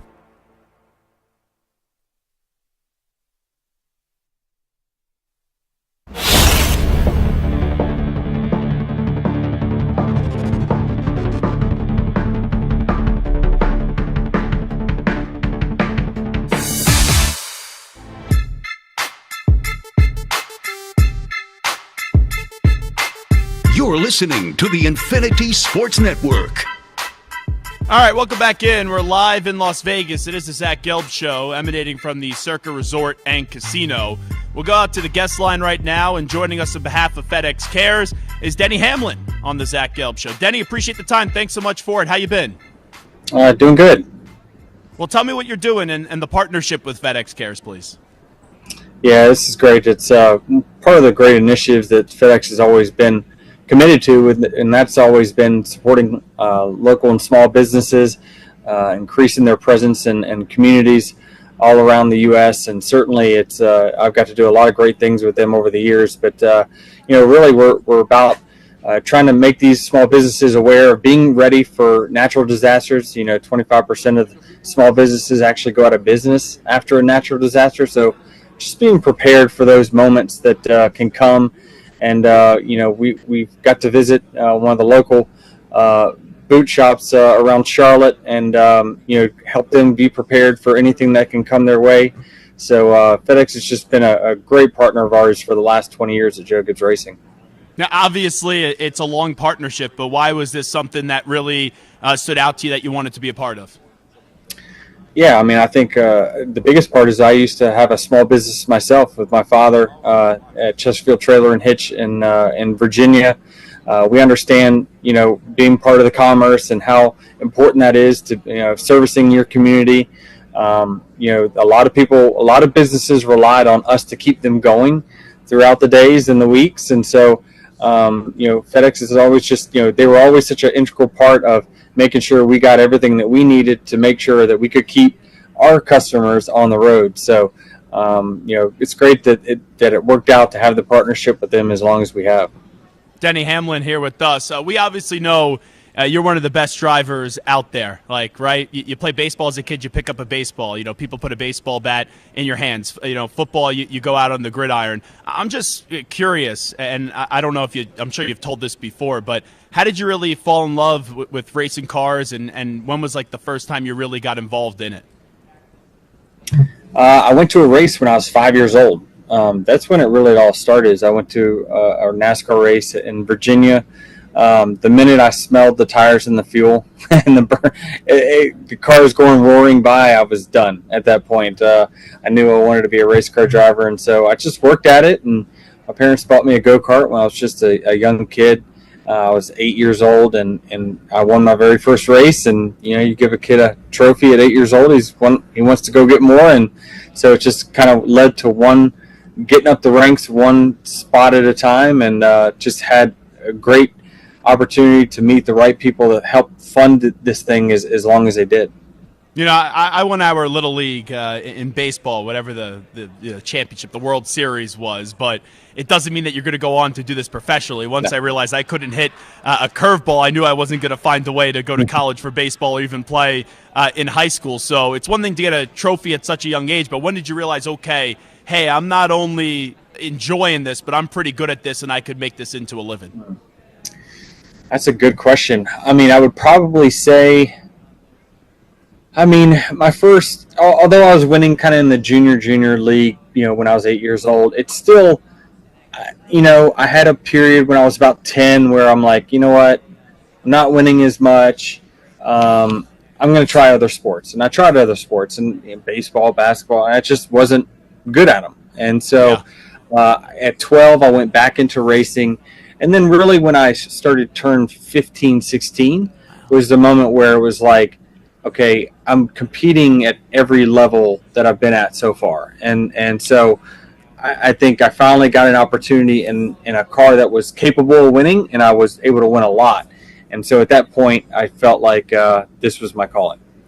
Denny Hamlin here with us. We've all seen the news. You've been docked 75 points and 10 playoff points because of engine rules violations. When that came down the other day, Denny, just how'd you react to it? Yeah, it was certainly a bummer from my standpoint. It's very unique. I think it's a situation where we have a manufacturer in Toyota that's been great partners of ours for 20 years. They build the engines out in California, and it was kind of a simple mistake on their part to send the engine to the wrong place, and unfortunately, it got torn down.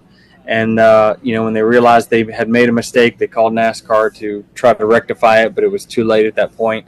And so, our team's going to have some big obstacles to go over these next 12 weeks or so to try to win a championship. It took away 2 races worth of wins of bonus points away from us. So it was a big penalty for sure, and certainly something that I was not happy to hear that news when it came out. It seems harsh, if you ask me, right? I'm sure you would agree with that. Yeah, certainly, knowing that, we know that there was no advantage to it. It was a simple, kind of clerical error, as Toyota stated. But man, it is a black and white rule, and it's like, it's just, they wish they could take it back. They wish they could fix it. But, unfortunately, my name, my team are the ones that are going to, have the brunt of the penalty.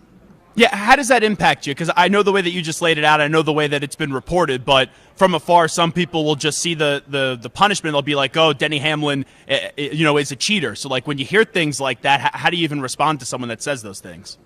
Yeah, you just try to educate them the most that you can, and I think that Toyota's statement kind of said it all, and them taking responsibility for it. And obviously, I don't think I've ever built my own engines in the course of my career, not even in go-karts. But, it wasn't a thing where the engine was illegal in any way, shape, or form. It just didn't go through the inspection process that normal all race engines go through because of our system and how it's set up, where you can race an engine and it can be inspected at a later time because you're going to run that engine at another race in the future. So it just was it was an oversight. It was a flat out oversight, and certainly one that I wish we could go back and fix. Since you didn't have a part in this, how'd you find out, and when did you find out that this happened, or this was something that could be a possibility and a topic of conversation? I got called into a meeting with Toyota. They said they needed to meet with me in person. I thought that was like, okay, what's going on? I get in a room with JGR and 3 or 4 executives from Toyota, and my crew chief, and I'm just like, okay, this is not normal. And I just happened to look at the iPad across from me, and it says NASCAR penalty, and I'm like, oh man, what did I do? And so they kind of laid it all out. Here's what we did. Here's how we messed it up. It's black and white. There's no kind of refuting it. We tried our best to rectify it, and it just didn't happen. And so yeah, it's a bummer because this goes back to like March, right? And such a long time ago. And so you think, you work so hard to accumulate all these points throughout the year. I mean, every 1 point that I gain can go through the playoffs, and that carries in every single round. And now to have those points taken away from the regular season, really, and the playoffs, I mean, that's a big hit for us. Do you still think you could win it all, even with this punishment? Yeah, I mean, we can. Certainly we can. I think as, if we just finish where we run every week, we can win the championship. It's just, we're in a sport where things don't always go as planned, right? And sometimes in our sport, when your opposition makes a mistake, you pay the price. And so if I could control my own destiny, I feel pretty good about it. But you just never know. And the sample size, certainly in these 3 race seasons, these brackets of seasons that we're going to have through the playoffs, you can't have one bad week. And then certainly this takes away our room for error. In your next race tomorrow, Denny Hamlin, what do you want to prove? Do you feel like you need to prove something with after what happened? I think I feel it more kind of at Darlington in the sense of, I really feel like I can play a role in our finish there. Here at Daytona, certainly you can execute. That's a big part of it. But I just think that, the driver always plays a bigger role in the non-super speedway tracks. And so I think that I want to win this weekend. That's one way we can get half of those points back is just go win. And so certainly I'm motivated to do that. Denny Hamlin, before we let you run here with us on behalf of FedEx Cares, which you talked about earlier in this conversation, I saw that Dale Earnhardt Jr. Took to Twitter and came to your defense. Just what did that mean to you when you saw that, if you did? Yeah, I did. I think he kind of understands that, what all happened, right? And he knows that, the race team, the driver, and the manufacturer all have a relationship, and everyone has their own roles in that relationship. And so I think he was a bit sympathetic for us at that moment, being that it was such a long time ago, and again, something that is very normal that happens in the sense of you don't inspect the engine right away. You go to a long time down the road, but the rules is the rules, and as long as NASCAR keeps going by the rules, everything will work out. Last thing I want to ask you, and I really do appreciate the time today. I know through 2311, you and Michael Jordan have a relationship. We have Dwight Freeney on the show a bunch, and Dwight Freeney, the former Colts player, Hall of Famer, is very close golf buddies with Michael Jordan. How did you kind of strike up this relationship and become close with MJ? It really started from me going to a Hornets game when I was a season ticket holder there in probably 2008 or so. And then, he pulled me aside. We had a conversation, exchanged numbers, and realized pretty quickly he was a NASCAR fan because he says every single Sunday. So it just started a friendship, and the friendship turned into a partnership when he started, saying, okay, I'll be the sponsor of your suit and your shoes and things like that. And then it slowly went into, we ran a Jordan brand truck not long ago. This is probably 10 years ago or so. And then we started a race team 4 years ago. And a lot of that was just my ambition to be a car owner in NASCAR. And I knew I couldn't do it without a partner. So got my business plan together, met with him and says, here's how we're going to do it. Here's how we're going to fund it. Here's how we're going to be successful. And he said, I'm in. So obviously you're one of the best at what you do, but Michael Jordan's the greatest basketball player of all time. Is that just surreal that you have this relationship with one of the more famous people on this planet? No doubt about it. I mean, certainly is. And, what I love about it is, how, humble he is when it comes to our partnership in the race team, right? He really trusts me to run it the right way. And he puts a ton of autonomy in my hands to do it. And so that's why our team is successful as it is right off the bat. They've got a championship contender, obviously, already in Tyler Reddick this year. So, we're excited about the future. And certainly it was my pathway to being involved in the sport well beyond my driving days. He's Denny Hamlin. Denny, hey, good luck the rest of the year. I really appreciate you joining us, telling us about FedEx Cares, but obviously all that's going on in the news, honoring and staying through the commitment and coming on today. I really appreciate the time. Thank you. Yeah, and any small business owners out there, if you can go to readyforresilience.com, it'll help you get prepared for any of these disasters. And FedEx, you can also, end up getting a grant from FedEx from there as well. So thank everyone for having me and appreciate you. Yep, you got it. Thanks so much. Great stuff. There he is, Denny Hamlin with us. It is the Zach Gelb Show on the Infinity Sports Network as we come to you live from Circa Resort and Casino. I give him a lot of credit. That is not easy, and I know that sometimes, right, we deal with this all the time in sports. An infraction occurs, someone gets blamed for it, and it may not have been their fault. And we see that a lot with the NCAA, if we're being honest. And I was reading about what was happening. I'm not going to sit here and pretend like I am some NASCAR expert because I'm not.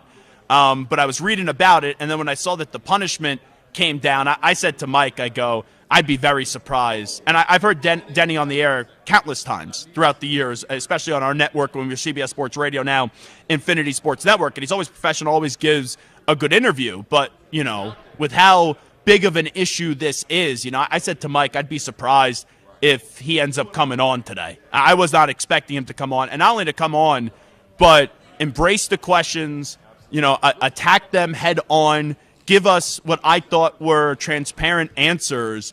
I give a lot of credit to Denny Hamlin for joining us right there on the Zach Gelb Show on the Infinity Sports Network. And Jeff Gluck, who writes about NASCAR for The Athletic and racing, he put some good tweets out there explaining the whole situation. If you were just tuning in, you no clue what we were talking about. Jeff says, Denny Hamlin gets a crushing NASCAR L2 penalty for an engine rules violation committed by Toyota. Ham loses 75 points, 10 playoff points, and the crew chief was fined $100,000. So here was a statement from TRD's David Wilson.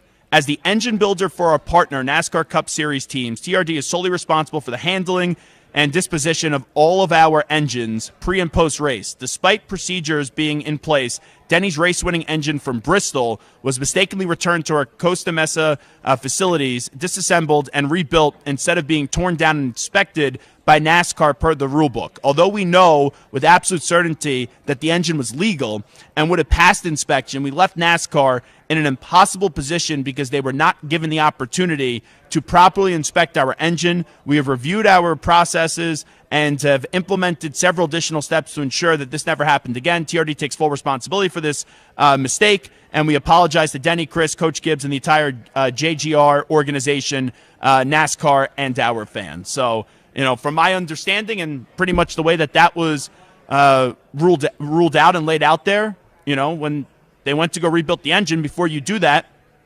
NASCAR has to inspect it before you tear it down. And obviously, Toyota was at fault here. So I think a lot of people that I talk to, because I have friends that are big NASCAR fans, I'm not going to pretend to be one, they were like, it's kind of ridiculous what happened, but a penalty has to be handed out, and I don't think Denny was really at fault. That's why I kind of asked him when he found out about this, and he laid it out for us very eloquently right here on the show. All righty, let's take a timeout. We will come on back with the news brief, but first up with the latest Infinity Sports Network update, here he is, CeeLo Chris Lopresti. Infinity Sports Network Sports. Sports Flash. All right, Zach, with the NFL preseason winding down, the regular season right around the corner, the league announced a couple of personal conduct policy suspensions today.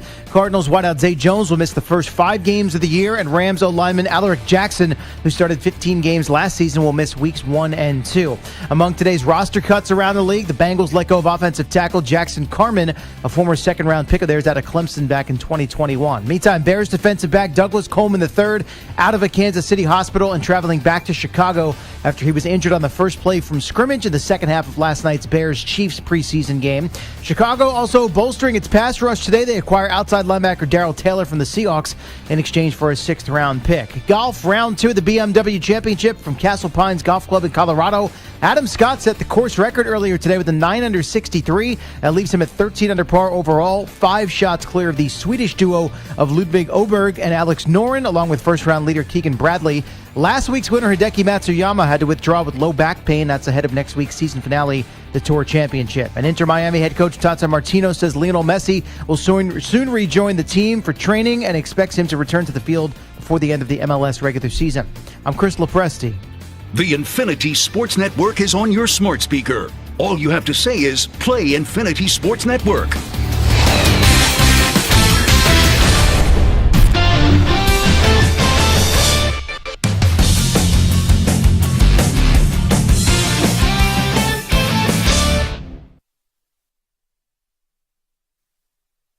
You're in a 5-minute break.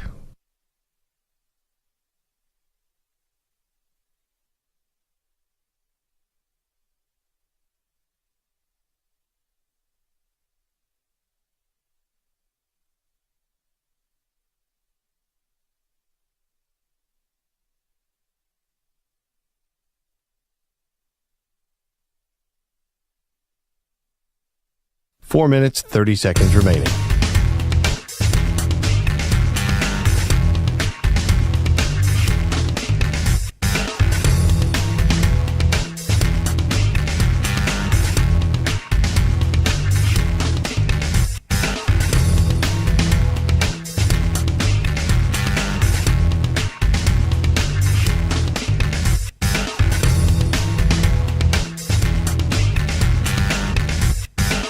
Four minutes remaining.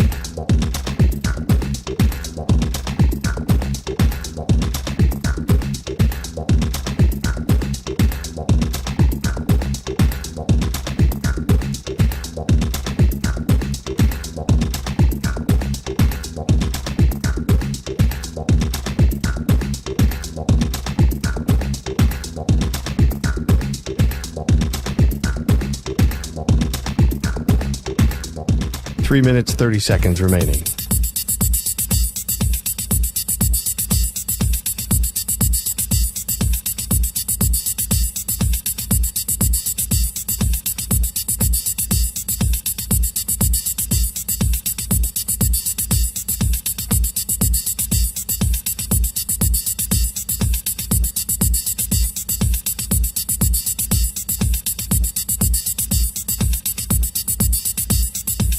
Three minutes remaining.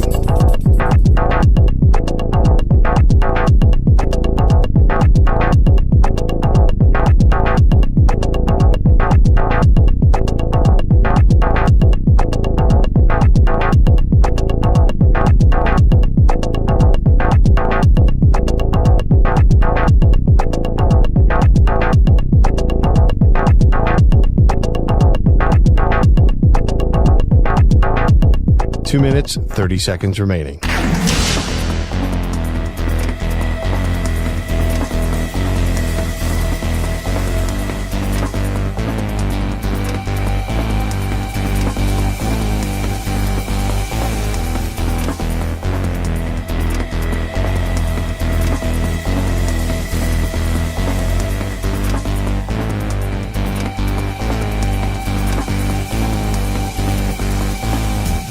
Two minutes remaining.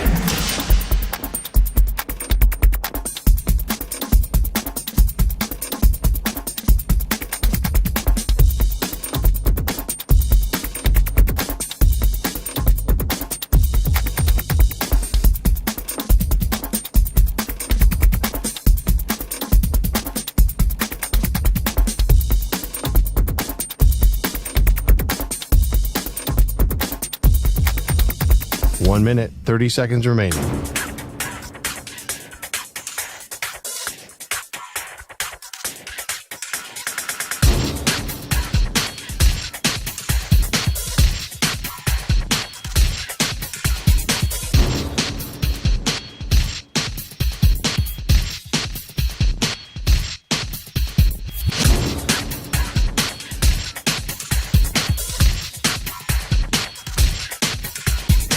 One minute remaining.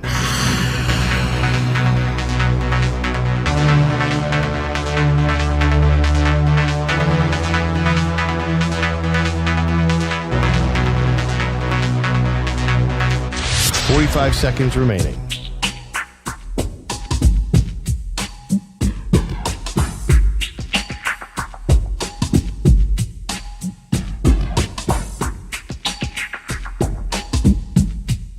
Thirty seconds remaining.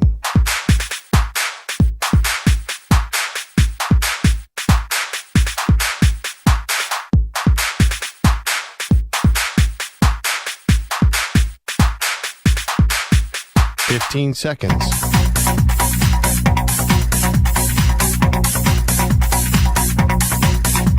Break ends in 5 seconds.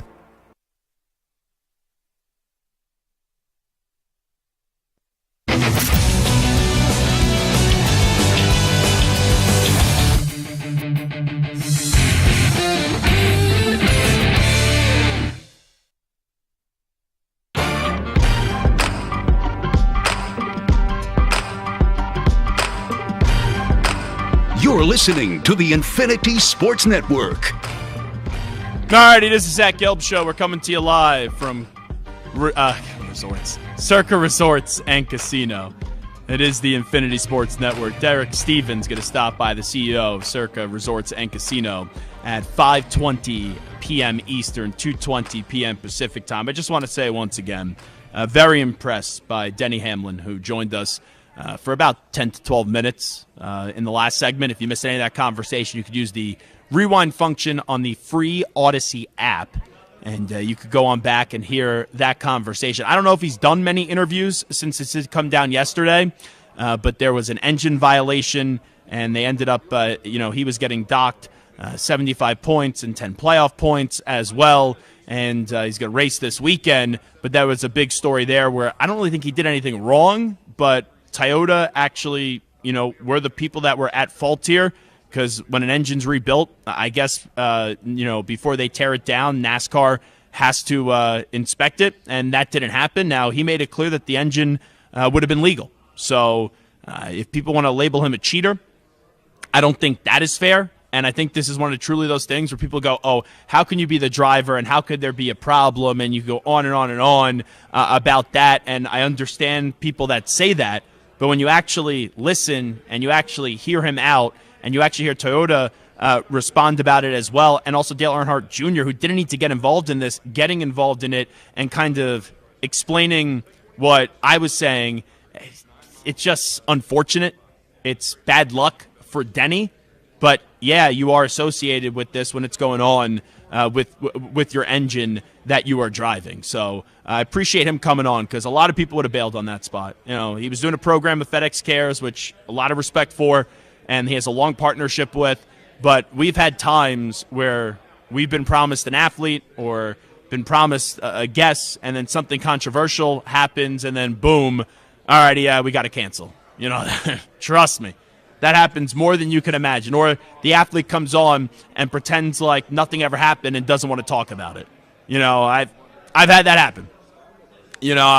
There's two instances that I can remember. One, obviously, being Debo, where he ran his mouth about the Eagles, and I tried to press him on it, and he hung up the phone on me. There wasn't any controversy there.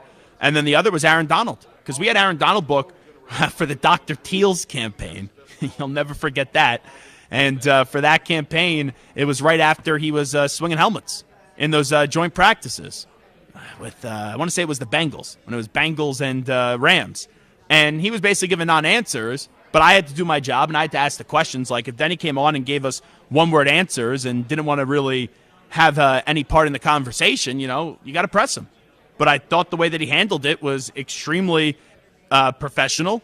and it was extremely forthcoming. And as someone that has no dog in the fight here, this is not where I have any kind of feelings or care for what he does, and I don't mean that disrespectfully, but it's just, I have no loyalties in NASCAR. If this was football, okay, you could say Zach Spies. If it was basketball, you could say Zach Spies. If it was hockey, baseball, you could say Zach Spies. I read what I read, and I went into that interview thinking, it was unfortunate for him, and then after hearing the whole way that he eloquently laid it out and honestly and really thoroughly kind of walked us through everything, I don't see, if you are sane, let me say. We've been using the word sane and insane a lot today. But if you are sane, how you could really hold him accountable for what did transpire. All right, it is the Zach Gelb Show on the Infinity Sports Network. We come to you live from Circa Resorts and Casino. Let's update you some of the biggest stories in the world of sports with some audio. Stu, we get to a news brief.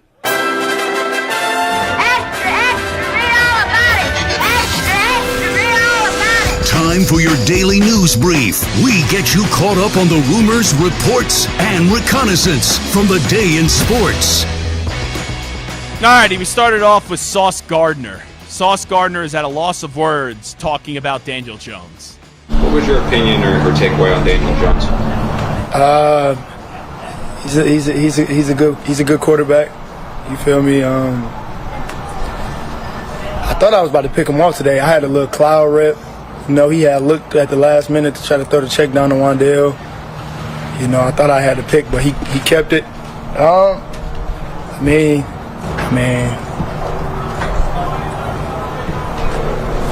The competitive periods, it was very competitive, man. It was great. I had fun out there today. I don't really know what to say. Stu, I hear that. Yeah. When I hear, he's at a loss of words, and I purposely didn't want to hear this when I just read what the slug line was. He's at a loss of words talking about Daniel Jones until I got on the air. That sounds like that Sauce Gardner saying, I don't want to say he's trash. I don't want to say he's bad, so I'm going to say something positive, but he didn't do a good sale job. Like, it's one thing to talk for 45 seconds. And you think, he gives a 45-second answer about Daniel Jones. It's pretty positive. He's at a loss for words. He was blown away. That was, I have to fill airtime. I have to try to say that Daniel Jones is good, but down deep I know that he isn't good because this has been a never-ending conversation. Quite frankly, I think Sauce would have just been better saying, hey, Daniel Jones ain't a good quarterback. Because whatever he just pulled right there, it was comical. It was almost Saturday Night Live-esque, where you're trying to tell me that something's good, but you know that it isn't good, and it felt as if it was a comedy skit there, Stu. Yeah, absolutely. You could tell he didn't really have anything good to say at all. He tried, but not really. So nothing against Sauce Gardner. This has nothing to do with what we're talking about right now. But did you see what Sauce Gardner is building in his home? I don't think I did. So he tweeted out, he's got the golf itch these days, like recently. So he said, do I even have to say what I'm getting built at my new house? And it's a golf simulator. Now, that's not why I'm just bringing that up. I am jealous of that. But a Buffalo Bills fan responded to him. I look at her page, Kaylee Mariakis. I don't know how to say the last name. But then it has a red and a blue heart and then a Buffalo Bills logo. And it says, a simulator to teach you how to not commit pass interference or defensive holding. So, okay, good little jab. Now you're waiting for the payoff, though, right? Yes. Because nothing's like crazy there yet. Sauce Gardner responds to this lady and says, I'm sure your husband wouldn't like it if I told him you DM me your OnlyFans link, would he? So I guess This lady is a OnlyFans model. Wow. All over a golf simulator. Sauce is like, you want to say that I hold or I commit pass interference? Well, better go tell your husband you keep on DMing me your OnlyFans link. So, nicely done there by Sauce Gardner. Alrighty, we will keep it moving here as we are doing a news brief on the Infinity Sports Network. We get to Andy Reid. Did I miss something on Kadarius Toney?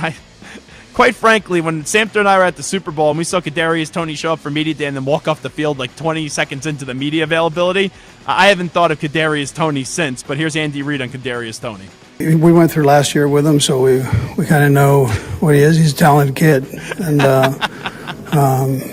he's in a battle to make the team and all that bit. But we've never questioned the talent there at all. So it's just him staying healthy was the main thing.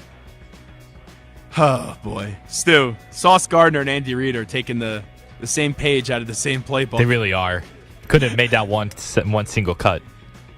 All he needed to say was, yeah, we believe in him. We know what the talent is. When you started off, we dealt with him last year. No bueno, if you ask me. So this is Chuck Martin, the head coach at Miami of Ohio.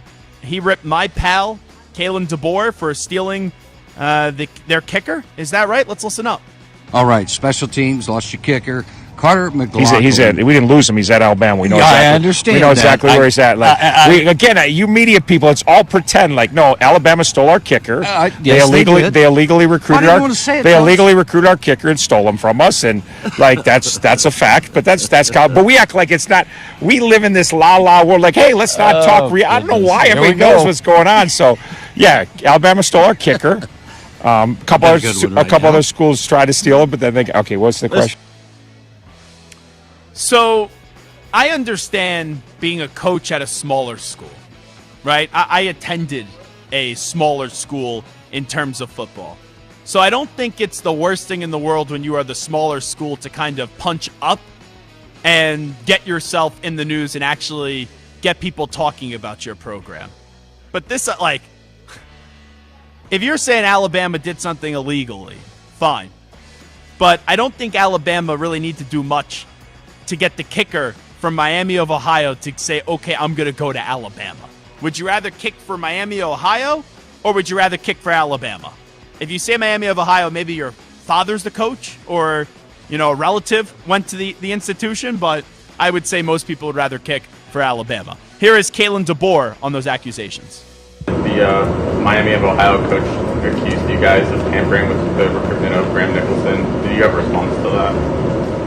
I don't know anything about that, I guess, that comment. He entered the portal and we reached out to him. So that's how it goes, right? So we did everything the way you're supposed to. You know what? I think this is a good beef all around, Stu.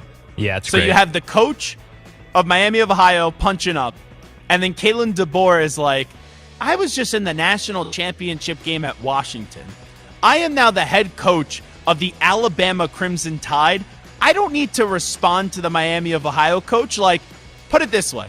There's no way you could actually believe that's the first time Kalen DeBoer, and I love Kalen DeBoer, actually heard about these accusations, correct? No shot. Right? Yeah, no shot. No way. But that you know how I take that? That's him saying, hey, I'm the head coach of Alabama right now. And good for Kalen, right? He was at small schools, right? Sioux Falls, Fresno State. All right? So he knows what it's like to be little brother. But that's him saying, I don't really need to respond to a program that is so far beneath me. And I thought that was a good response by Coach Martin. Thought it was a good initial, let's go take a step up at the Kings. And then it was a good response back of, I'm not even going to continue to add to this because I've never heard about it before, when you have definitely heard about it before. There's no way that was the first time he was hearing about it. Alrighty. Man, this is a very entertaining news brief today. Here is Kirk Ferentz on the suspension, one-game suspension for recruiting violations. I tell our players, we abide by the rules, and in this specific case, I did not do that. I made a mistake during the recruiting process. I want to apologize to our players, coaching staff, university leadership, and our incredible fans. 26 years as a head coach. This is the first potential level 2 violation that I've had, and it won't happen again. So you know who the violation is about, right, Stu? You know who the player was? I don't know. It was the quarterback, Cade McNamara. Oh, the Former Michigan quarterback. Michigan quarterback, yeah.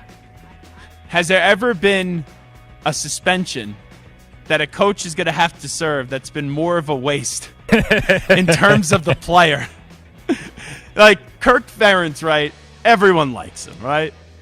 And everyone respects him, and he's been around for a long time. Like, good football coach, good man. So you get popped at the suspension for an offensive player at a school that has no offense, and it's your quarterback where your quarterback isn't good. Now, I forget what audio it was. We played it like a week or two ago where they talked about Cade McNamara, and they talked about the quarterback position, and they tried to say something positive when the day was just so terrible for Cade McNamara, and it was like, wow. Basically, like, he just stinks. It didn't paint a pretty picture.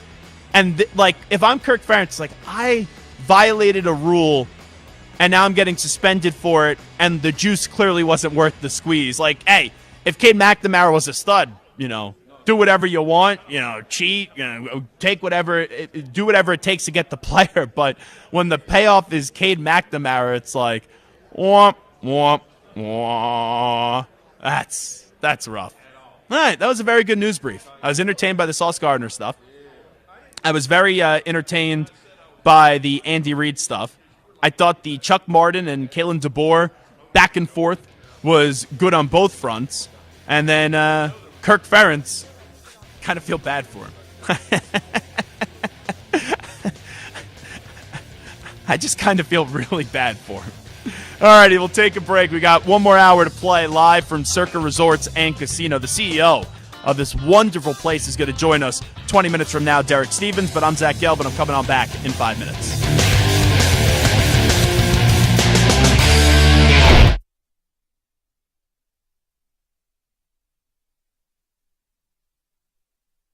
You're in a 5-minute break.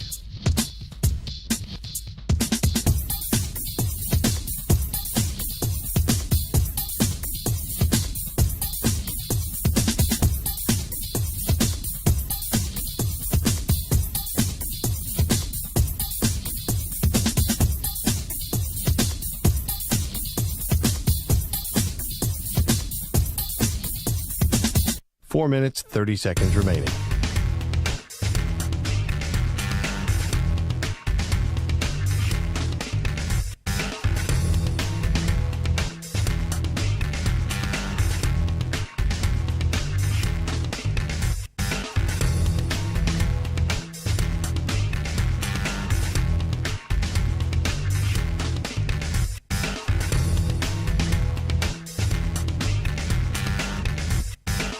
Four minutes remaining.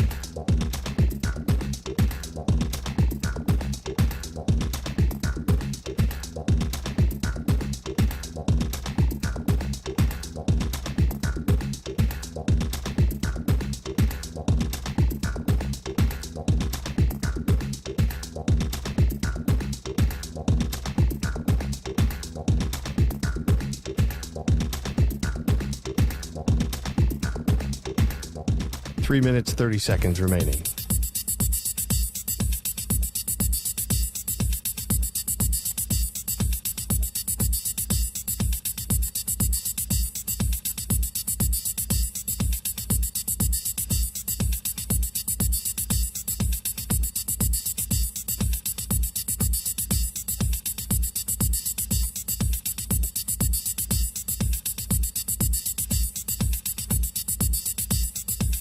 Three minutes remaining.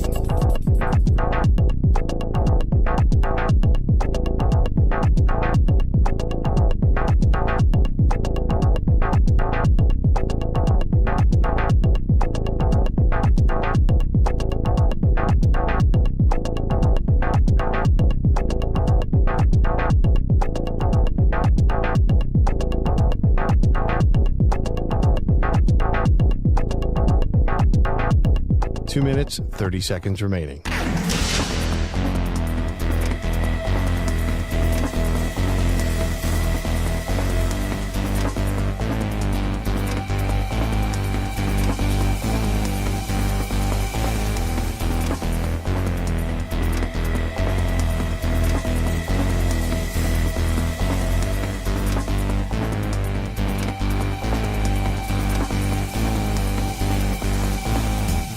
2 minutes remaining.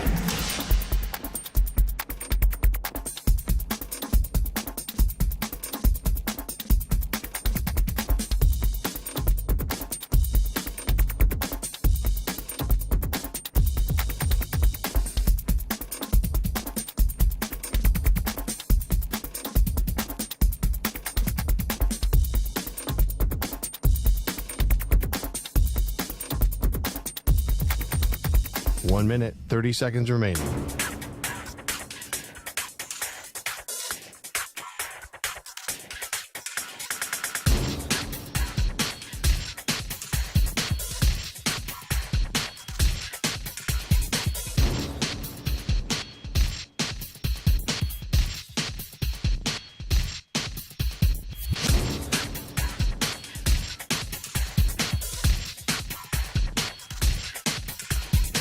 One minute remaining.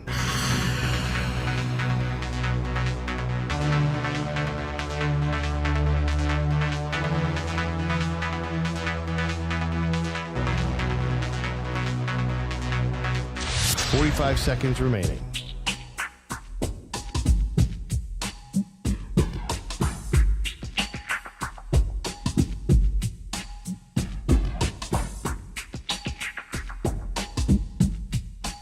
Seconds remaining.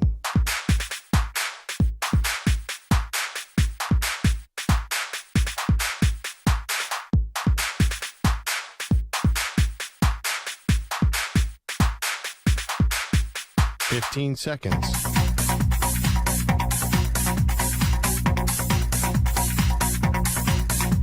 Break ends in 5 seconds.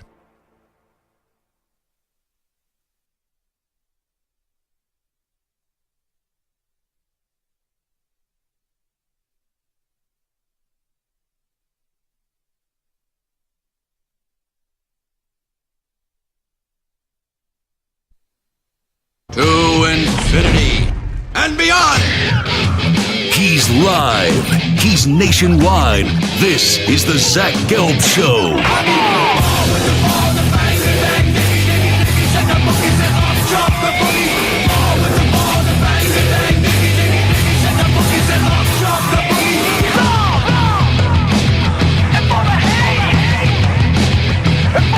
Here's your host, Zach Gelb.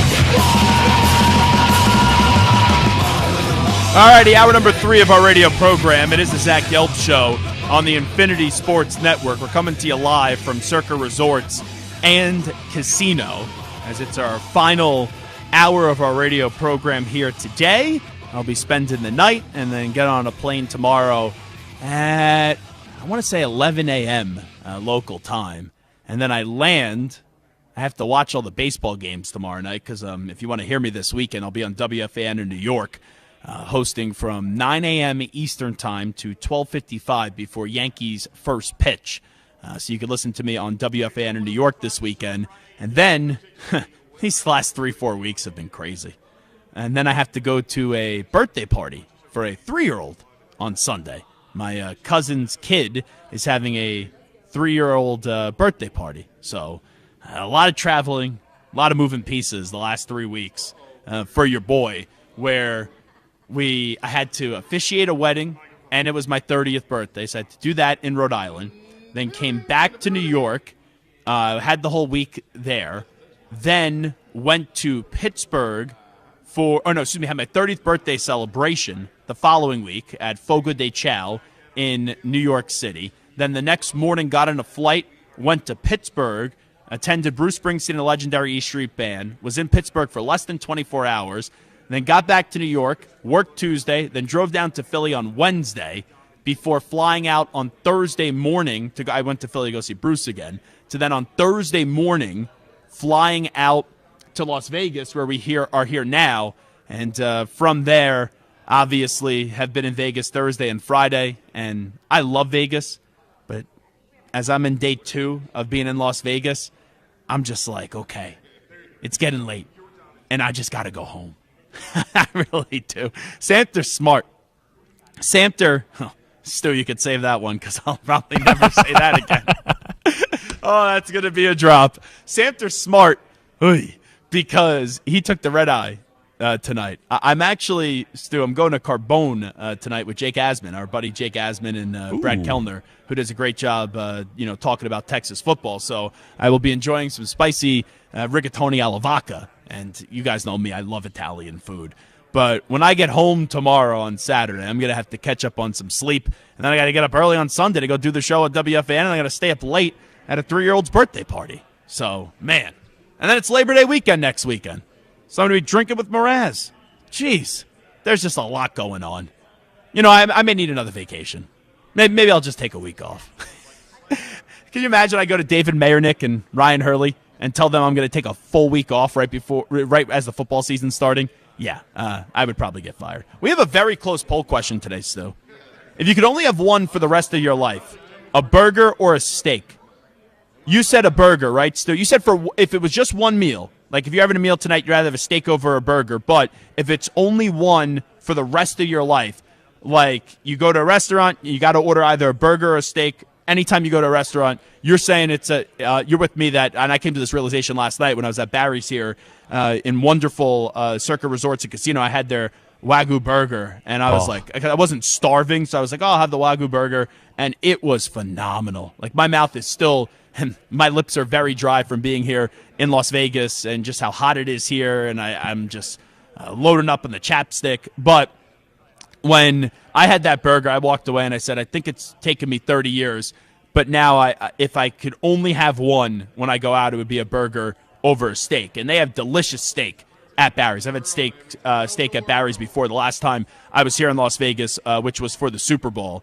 But right now, I'm saying if you could only have one for the rest of your life, it's a burger over a steak. And you share that same belief, right? I do, and I love steaks, but I feel like burgers can be much more versatile, right? Like you can have, like you just said, a Wagyu burger. You can have a different kind of cut of burger. You can have like a smash burger. You can put different toppings on a burger.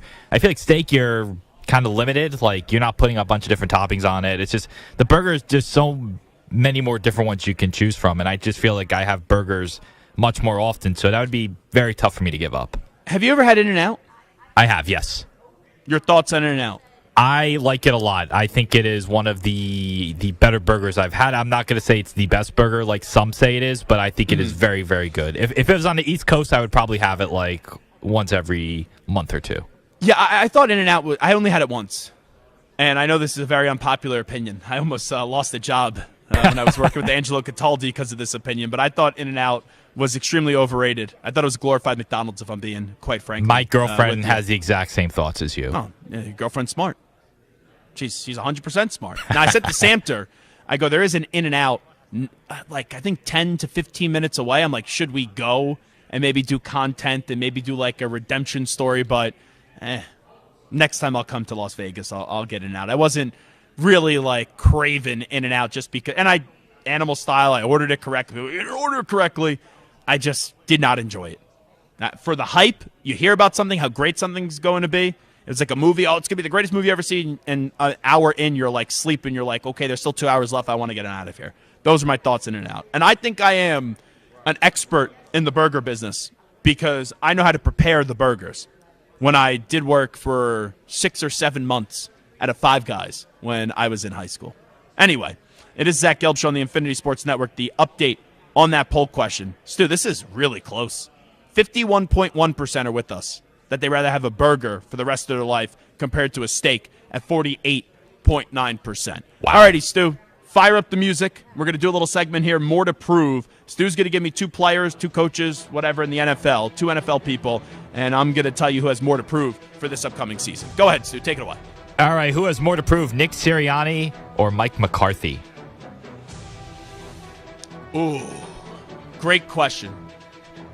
And on the surface, both have exceeded expectations from when they got hired. Like when Nick Sirianni got hired, if I just told you, hey, he would be to the playoffs 3 straight years and a Super Bowl appearance, you would have signed for that.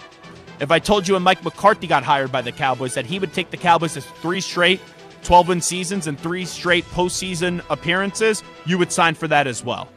But you look at McCarthy, I think this is his final year in Dallas, and you look at Nick Sirianni, I'm going to go with Sirianni here just because I think there's more on the line. You know, I think we've all already acknowledged that McCarthy in all likelihood is not going to be back as the coach of the Dallas Cowboys. Sirianni, they brought him back when they shouldn't have. And he has a lot more talent than the Dallas Cowboys. The Dallas Cowboys did not have a good offseason. So I look at Sirianni and I just go, what does he do? He's not calling the plays on the offensive side of the ball. He doesn't have a good relationship with this quarterback right now in Jalen Hurts. And this team started 10-1 and then projectile vomited down the stretch, winning one lousy game. So I go, it's Nick Sirianni because I have higher expectations and higher views of the Philadelphia Eagles right now than the drama Dallas choking Cowboys. All right, two dominant quarterbacks who have yet to reach a Super Bowl, Lamar Jackson or Josh Allen? I'm going to say it's Josh Allen. And the reason why it's Josh Allen is because he just lost Stephon Diggs. And now we remember what life was like for Josh Allen without Stephon Diggs. I don't think anyone believes that we're going back to those days, those brief days, because to me, he's still the third best quarterback in the NFL, and I believe Josh Allen's going to win the MVP this year. But for Lamar, I was a believer that Lamar could win a Super Bowl, and then Lamar had the number one seed. They were dominating teams, and they didn't get to a Super Bowl when they should have got to a Super Bowl, and he played one good half, and that was up against the Texans in the second half in a year where Kansas City wasn't even great, and they still won the Super Bowl, and they were in your house, and you couldn't beat them. So I'm not out on Lamar Jackson, the player. I'm just out on the idea of the Ravens winning the Super Bowl, where I look at Buffalo, it's like, okay, Allen and Diggs, their relationship deteriorated. It was over. Now, let's see how great Josh Allen is, and I still believe he is a great player, and I think just taking Diggs out of that locker room, even though it's a loss because of the talent, it's going to help the camaraderie in that locker room. So I think there's more this year on Josh Allen because we just went through last year with Lamar. It was like, prove it, prove it, prove it, and when it mattered the most, Lamar didn't get the job done. So that's why I go with Josh. What about the top two picks in the NFL draft, Caleb Williams or Jaden Daniels? Great question. It's Caleb Williams, though. It's close, but it's Caleb Williams because Caleb Williams on the better team. Caleb Williams, which you wouldn't think so with being the first pick compared to the second pick, even though it's probably a razor within margin. But the Bears weren't a traditional first overall pick because they won 7 games and they made the trade to go get Bryce Young. But you have Rome Odunze. You have also DJ Moore. You got Keenan Allen. You got Kmet. You have so much on that offensive side of the ball, and you should be able to go win 2 more games this year, get to 9-8, and be a playoff team. The Commanders, maybe if you really squint, you'll say to yourself, oh, maybe I could see a wild card team. The Bears, they're expected to make the playoffs this year, so there's more pressure on Caleb Williams. What about the two quarterbacks in the NFC title game last year, Brock Purdy or Jared Goff? Great question. I think it's Jared Goff because Jared Goff just got paid. Brock Purdy hasn't got paid yet. Brock Purdy was just in a Super Bowl, and the year before he was in an NFC Championship game. Jared Goff was just in the NFC Championship game. They blew that game. Now the Lions are being picked on magazines to win it all. And I think people realize Jared Goff's a good quarterback, but he's getting paid great money. So that money and Detroit finally having a chance to actually win their first ever Super Bowl, I believe there's more to prove on Jared Goff, that he's more than just a good quarterback. He's more than just getting to a Super Bowl or multiple NFC Championship games, as we saw him get to a Super Bowl with the Rams, and we know he got to an NFC Championship game with the Lions. Now it's okay. Can you really take the Lions to a place they've never been before? And that's holding a Lombardi trophy. All right, what about two quarterbacks with big contracts that had injury issues last year in Deshaun Watson or Kyler Murray? That's tough because both have big contracts. Both haven't played a lot of football in the last few years. I believe more in Kyler Murray moving forward than Deshaun Watson. So there's more pressure on Deshaun Watson because his deal is fully guaranteed. And also, there's more talent around him than Kyler Murray. And not only that, the Browns just made the playoffs this past year, the Cleveland Browns, with Joe Flacco coming off the couch. So Deshaun Watson, if you're still somewhat of being all that you used to be, you got to go make the playoffs this year, and you got to go kind of put up statistically performances from 2020, even though the team didn't have success because the Texans were dreadful. There's no more running. There's no more places you could hide for Deshaun Watson. You can't blame the coach in Stefanski. He just made the playoffs last year. He's a 2-time Coach of the Year award winner, so there's more to prove for Deshaun Watson. What about two head coaches that have had a lot of regular season success but not a lot of postseason success? Kyle Shanahan or Sean McDermott? That's a great one. I'm going to say Shanahan. And the reason why it's Shanahan, and I know you could say the same thing, the Bills, right? Maybe their window has passed them by, but there's a little bit, even though I think the Bills could be a contender this year, there's still a little bit of retooling that could take place when you lose Stephon Diggs. Kyle Shanahan has now been to the Super Bowl twice, up 10 as the head coach of the 49ers and couldn't slam the door shut. I know it's Mahomes, I know it's the Chiefs, but you could only get back there, and I mean hey, they've gone farther than the Bills have. With all his NFC Championship games and 2 Super Bowl appearances, you got to slam the door shut. So it's on Shanahan because his roster, I think, is the best roster in the NFL. All right, what about 2 running backs who are new homes this season? Saquon Barkley or Derrick Henry?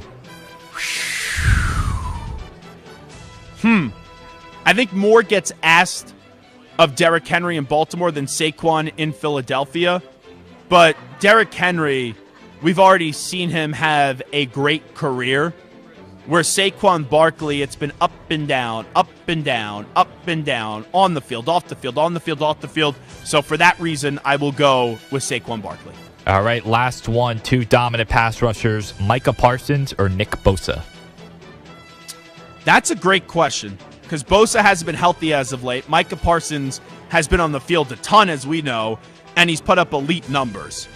But the Niners have a lot more on defense where they can manage injuries that do occur with Nick Bosa. The Cowboys, Micah Parsons, you could make the case he's their best player. And if he's not their best player, then he's their second best player. When you talk about CeeDee Lamb and Dak Prescott and Micah Parsons, and I would say CeeDee Lamb, I would say Micah's their best player and CeeDee Lamb's their second best player. And then, Zach Martin and Dak Prescott, right, in that conversation as well. So when you talk about those guys, but for Micah Parsons, he talks a lot, man. I'm not saying Nick Bosa doesn't talk, but with the podcast, I don't have a problem with the podcast, but it became an issue, obviously, with Malik Hooker as well, and that got nasty, and we saw that play out, and we've talked about that. But for Micah Parsons, you come on this radio show, and you say T.J. Watt's not even a top 5 pure pass rusher, ooh, you better not give any material for people to use that against you. So I would say it is Micah Parsons because he is more essential to the Cowboys' defense compared to what Nick Bosa is to the 49ers' defense, just because the Niners have so much more talent on the defensive side of the ball and a more well-rounded team. All right, this is Zach Gelb Show on the Infinity Sports Network. We've been here all week, Thursday and Friday at Circa Resorts and Casino. And Derek Stevens is the CEO of this place. And I got a chance to meet him last night. I've always spoke very highly of this place when I got a chance to come visit it this past Super Bowl. And very happy that they've invited us out here. We will talk to the CEO of Circa Resorts and Casino, Derek Stevens, when we come on back. It is the Zach Gelb Show, coming to you live for 40 more minutes in Las Vegas. You're in a 5-minute break.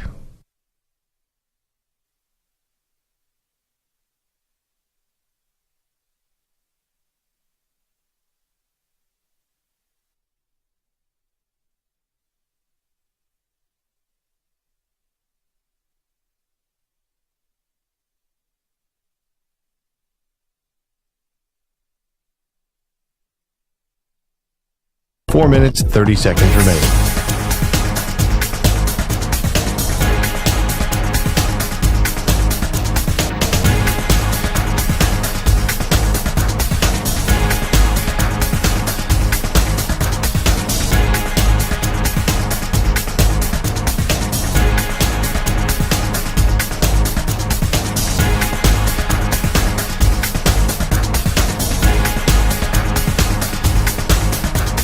Four minutes remaining.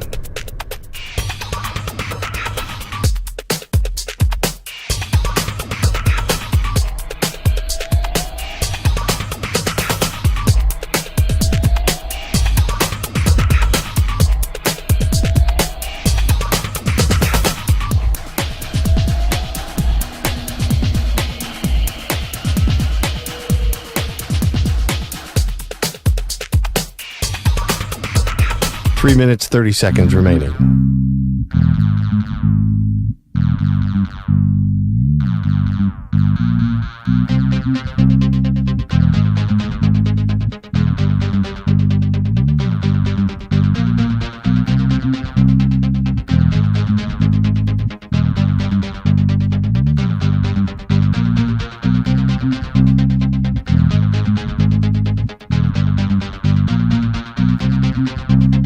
3 minutes remaining.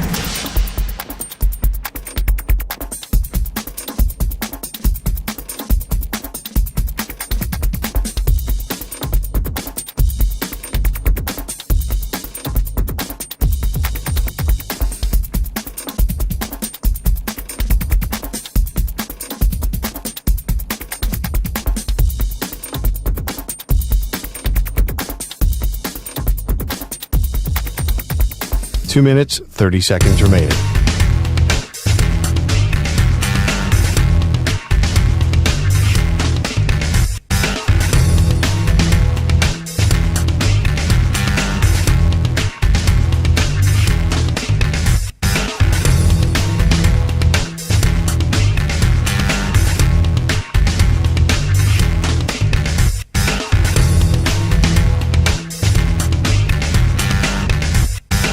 Two minutes remaining.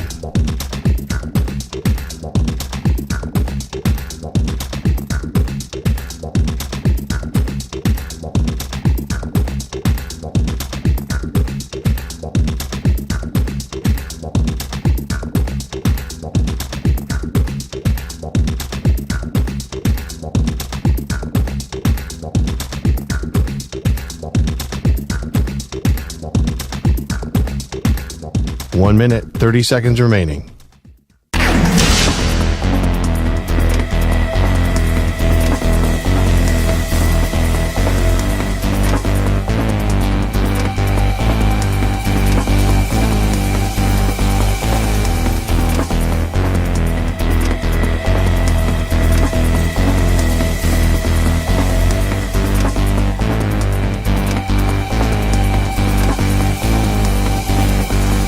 One minute remaining.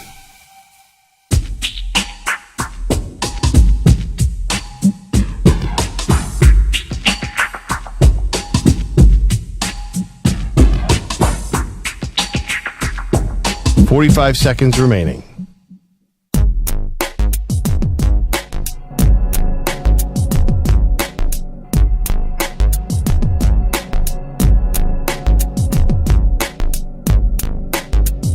.30 seconds remaining.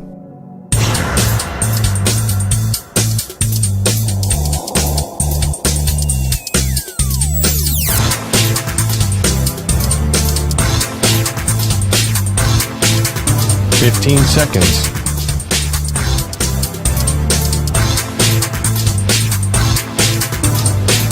Break ends in 5 seconds.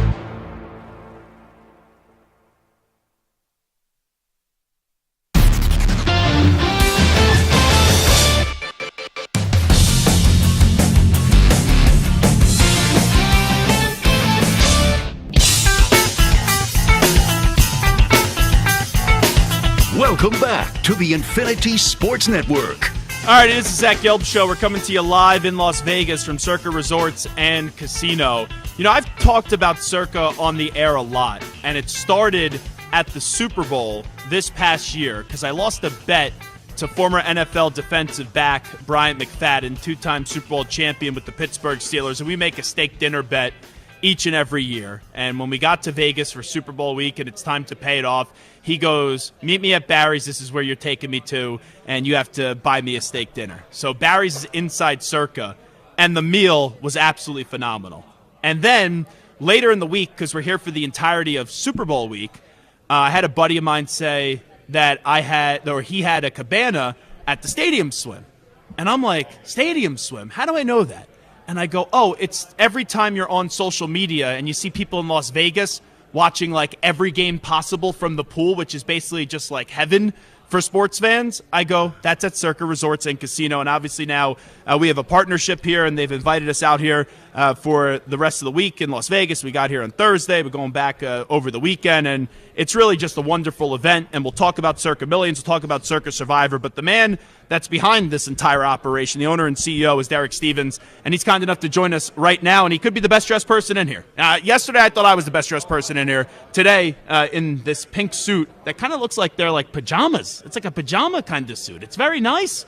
That looks very comfortable. It's very comfortable. Yeah. Thank you very much. What an intro. Thank you very much, Zach. This was terrific. Thanks, and welcome back to Las Vegas. Welcome back to Circa. No, I appreciate it. So, we've been talking about it, obviously, Circa Survivor and Circa Millions. For people that don't know, what do they need to know about it? Well, we've got 2 football contests here, and this is football contest sign-up weekend. The first contest is the Circa Millions. This is year 6 of Circa Millions. It's a $1,000 entry fee. You must register, according to the Nevada laws, you must register in Nevada, so at one of our 7 sportsbook locations in the state. And it's a $6 million guarantee. There are 126 ways to win. We pay the top 100 out over the course of the year. It's a pick 5 contest, so you pick 5 games against the point spread each week.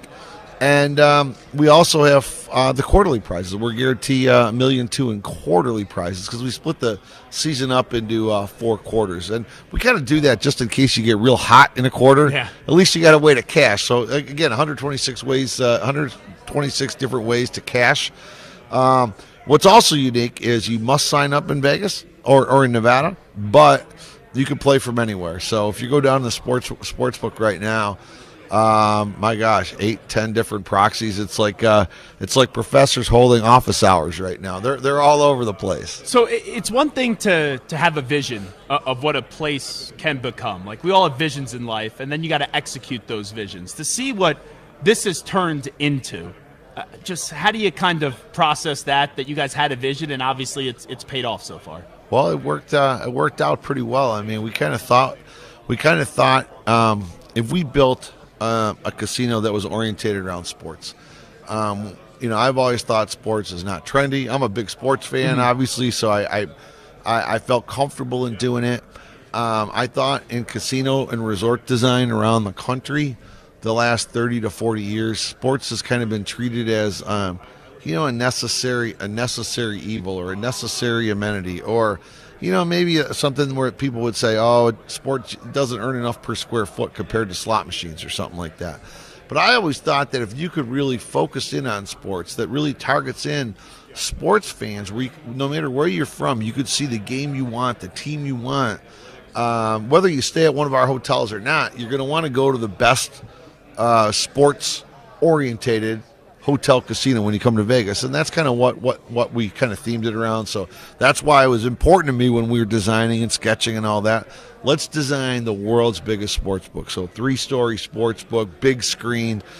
Did it jointly designed with Dektronics for this big screen, and then we kicked it upstairs to Stadium Swim with the 143-foot screen. It's crazy. If you've never been, you got to go. I was there yesterday. I had dinner reservations, and I'm like, I kind of want to just blow off dinner because I'm sitting out here in the sun. I'm at the pool. You could charge the drinks right to the room, and you had all the games on. Yeah, you had all the games on. It is heaven for a sports fan. Yeah, that's kind of what we tried to do, So for anybody that comes to Vegas, if you're accustomed to staying at one property or another, that's fine. But if you're a big sports fan, you're probably going to want to stop in and visit Circa. So that's kind of what we tried to do. The sports scene in Vegas is something that no one could ever imagine. Like, we never thought the NHL would be here, especially football would ever be here. And I've had the fortune of going to a Golden Knights game, and the in-stadium atmosphere, it feels like you're at a casino. It feels like you're at a club. It's very fun. It's very happening. The football stadium is wonderful here. To see what Vegas has become in the sports world, where for years sports organizations and leagues would be like, oh, we can't get into bed with Las Vegas because of gambling, and now obviously that's changed around the country. Just how do you kind of process that? Well, everybody kind of thought that, the NFL's position for quite a long time of like, oh, we want nothing to do with gambling. Yet at the same point, everybody realizes that Monday Night Football was the pay and collect day. There's a lot of reasons why gambling kind of helped out Monday Night Football, helped out football in general. But now there's this stigma over gambling, and very clearly it started changing maybe 5 years ago, and then I'd say 10 years ago, but then 5 years ago when the courts overturned PASPA, that's when everything changed, because now all of a sudden sports gambling became legal in more states, and when that happened, that's when everything changed, because now all of a sudden media companies are talking about things they never used to. Before, you would see a game, this team at that team, but now you see this team at that team, and that team's -7. Yeah. And now the over-under is 43. So now all of a sudden, this stuff that was all taboo, you couldn't say anything about, now it's all right in the mainstream. And it's just made the popularity of sports grow. I think sports gambling, obviously I'm in this business, so you could say I'm biased. I understand that. But I do think sports gambling is good for team owners. I think it's good for leagues. I think it's good for players' unions. I think it's good for players. I think it's good for media. How so for players? Just wondering. Well, I mean, because I'm going down. It's good for media. Mm-hmm. Well, I mean, the rates for a television commercial watching a game has skyrocketed. The rates for sponsorships. We put our Circa logo patch on the Golden Knights jersey. Mm-hmm. We're going to have our Circa Sports logo patch on the Blackhawks jersey this year.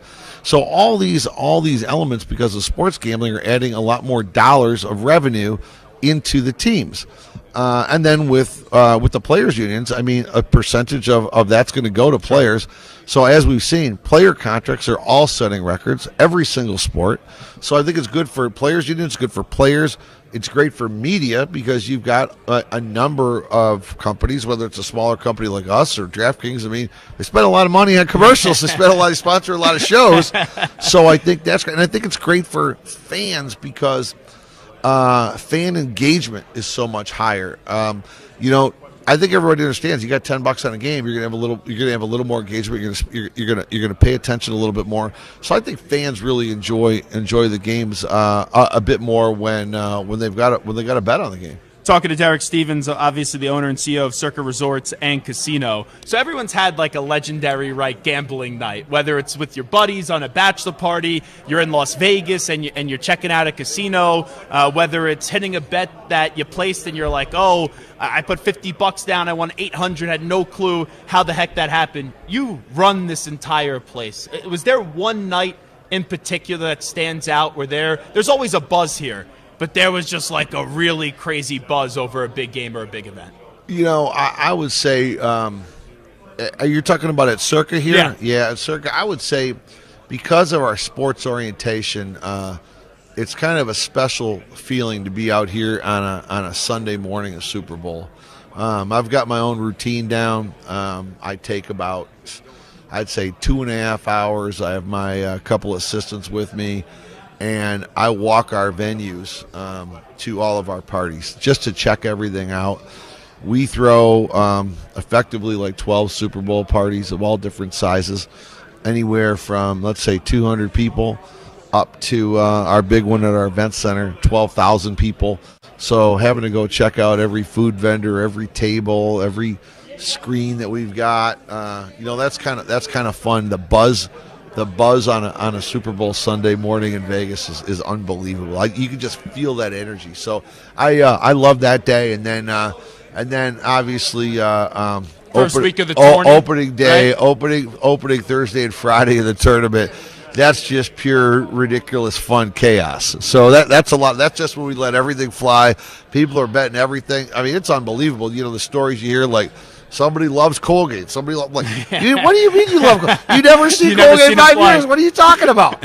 So. You know what happens? It's you see all the shows, and it's like, oh, I got my bracket busters, and with Seth Davis as one team, and then everyone starts and ended up placing those bets. Wrap it up with Derek Stevens. So I want to ask you this. When you take a glance at Major League Baseball right now, I truly don't have a feel on who's going to win the World Series. Is there like a team that if they get there, you guys know, hey, we're going to take a hit just with all the futures that have been placed? Well, I think this year it's wide open. I mean, you look at a team that was kind of number one throughout the year that nobody feels good about. Los Angeles Dodgers. You can't feel good about it. I mean, I don't know about who's their best pitcher. Number one pitcher is Flaherty. They just picked them up a couple weeks ago, right? You don't know what you're going to get with Buehler, so it's going to go Flaherty, Kershaw, and then what? So there's a lot of problems with the Dodgers. They don't look that strong.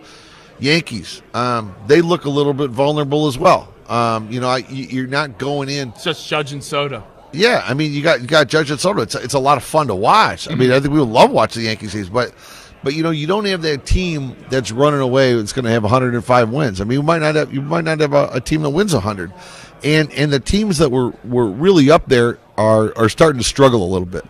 So I would tell you right now, the teams that we're kind of looking out for are the ones that I would say are in the 12 to 25 to 1 range. I think as far as a playoff team construction, the team that impresses me the most right now, if I had to go make a bet today, I bet the San Diego Padres to win the World Series. I think the Brewers are an interesting team, just the way they've kind of put things together.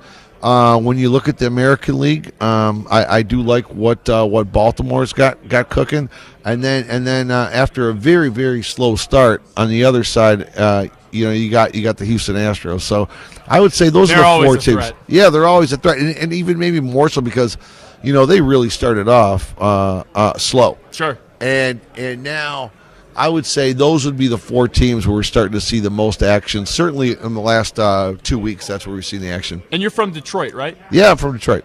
In or out on the Lions this year? I'm in on the Lions. I think that you're not going to get a team that's going to win the Super Bowl out of the blue when they haven't made the playoffs in a long time. NFL. There's experience means a lot, and you got to kind of work your way up. Making it to the NFC Championship game last year, having a big lead at halftime and having a devastating second half. I think there's an element where it's a rite of passage. Now, you could say, well, the Lions have a little tougher schedule this year. Maybe the Lions aren't as lucky on injuries because they avoided a lot of big injuries last year. But I think it's a step-up case for the team. I certainly hope it is. What's the action like, Eagles and then also the Bears? Because I think those are 2 teams nationally we spent a lot of time talking about, and people fluctuate. Some days they're in and some days they're out. Yeah, let me start with the Bears. I've been asked this question a few times here at Radio Row, and sometimes the question is, which team is most overhyped?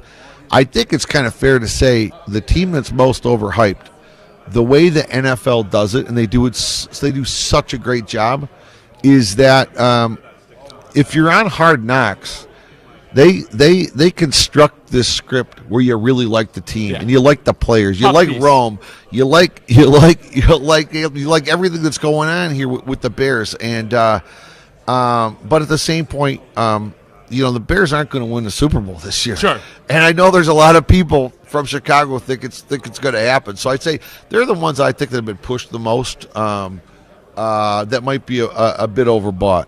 And then Philly? You feel like people in Philly or no? No, I mean because it ended so poorly last year. Yeah, but I think Philly. There's a little regression to the mean. I think Philly's still a legit threat. And the last team I'll ask you about, and I call them the drama Dallas choking Cowboys, but the Dallas Cowboys, who we know are always in the news and are always talked about, and they got crazy fans, but they said they were going to be all in this offseason. And their best offseason move was bringing back Ezekiel Elliott.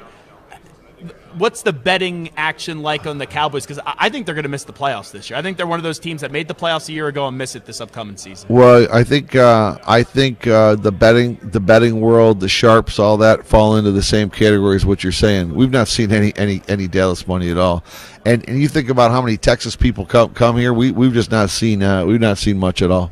All right, so before we let you run, Derek Stevens, the owner and CEO of Circa Resorts and Casino, for people listening right now, people watching you right now, what do they need to know about this place that maybe people don't know right now when listening to you? Well, I would just say if you ever come down to Circa and you like sports betting, I'm pretty sure your game's going to be on. I think it's worth checking out. So obviously I'm a big proponent of Vegas, and if you come out to Circa, we're one of the newest hotel casinos in Vegas, and I'd love you to see some of these world wonders like Stadium Swim, Legacy Club, and the world's largest sports book. I think you'll enjoy it. We have a lot of fun down here. Well, I appreciate you coming on. It's a pleasure to meet you, and thanks so much for having us on. Thank you. There he is. He's Derek Stevens, the owner and CEO of Circa Resorts and Casino. We'll take our final break of the day. Update time. Let's send it back to our New York City headquarters. Here he is, CeeLo, Crystal Presti. Infinity Sports Network. Sports Sports Flash. All right, Zach, the NFL handing down a couple of personal conduct suspensions earlier today. Cardinals wideout Zay Jones will miss the first 5 games of the year, and Rams O-lineman Alaric Jackson, who started 15 games for LA a season ago, will miss weeks 1 and 2.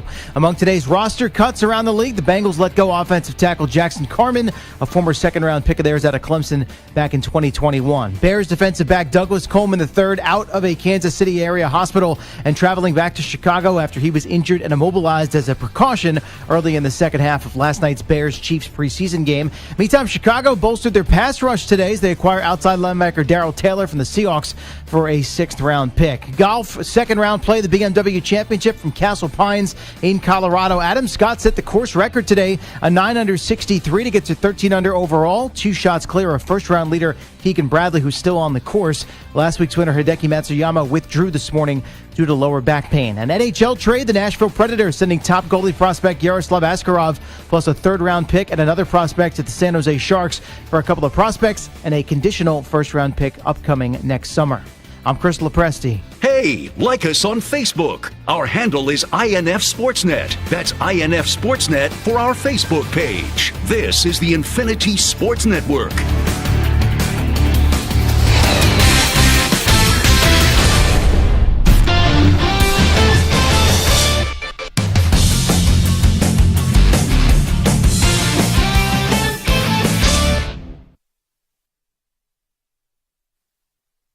You're in a 5-minute break.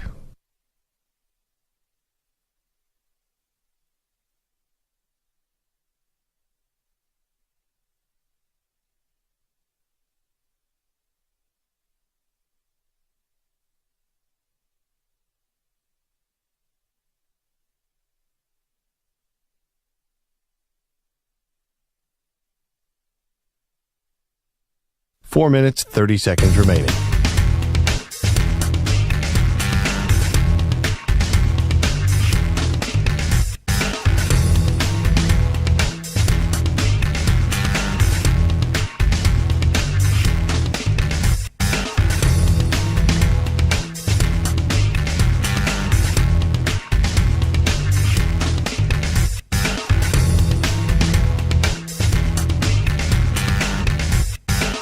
Four minutes remaining.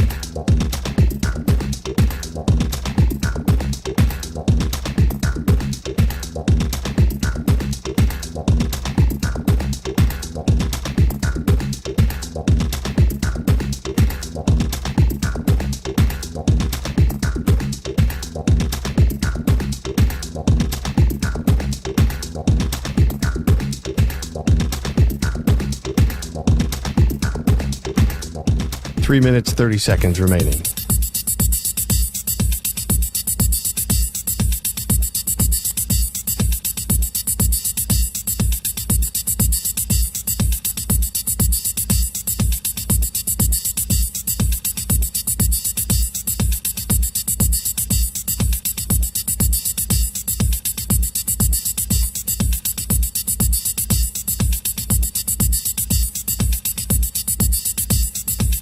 Three minutes remaining.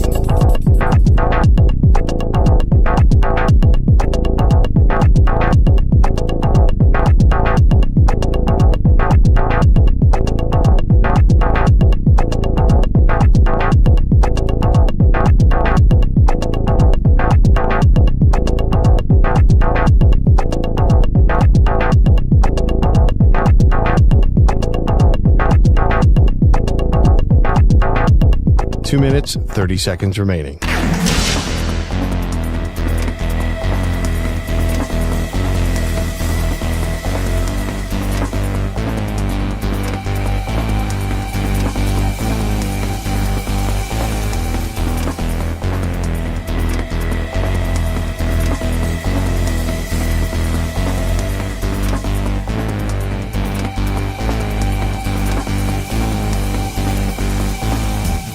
Two minutes remaining.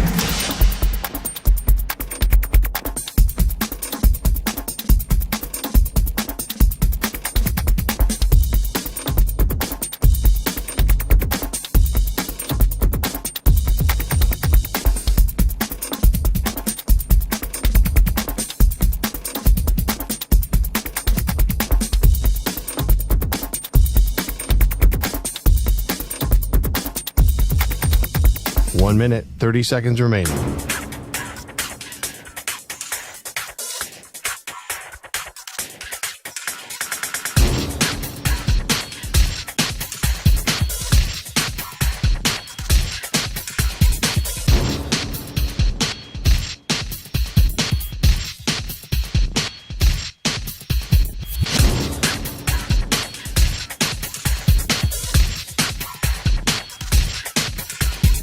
One minute remaining.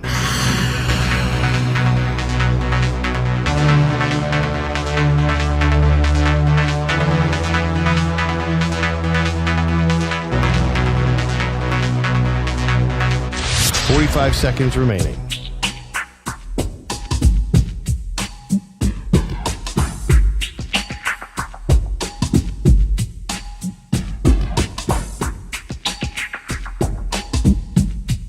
Thirty seconds remaining.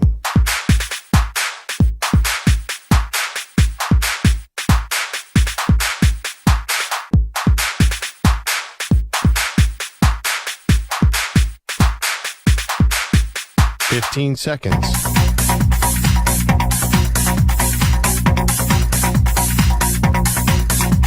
Break ends in 5 seconds.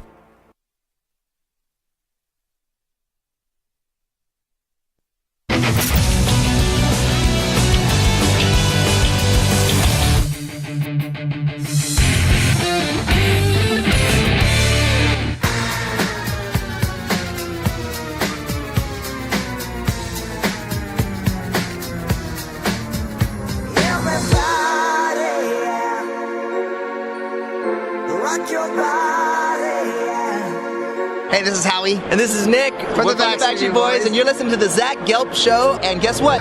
Zach is back. All right. He's live. He's nationwide. This is the Zach Gelb Show. I'll get to our Ask the Pros question of the day in just a second. But two things first. Final poll calculation, Stu. If you could only have one for the rest of your life, what are you picking?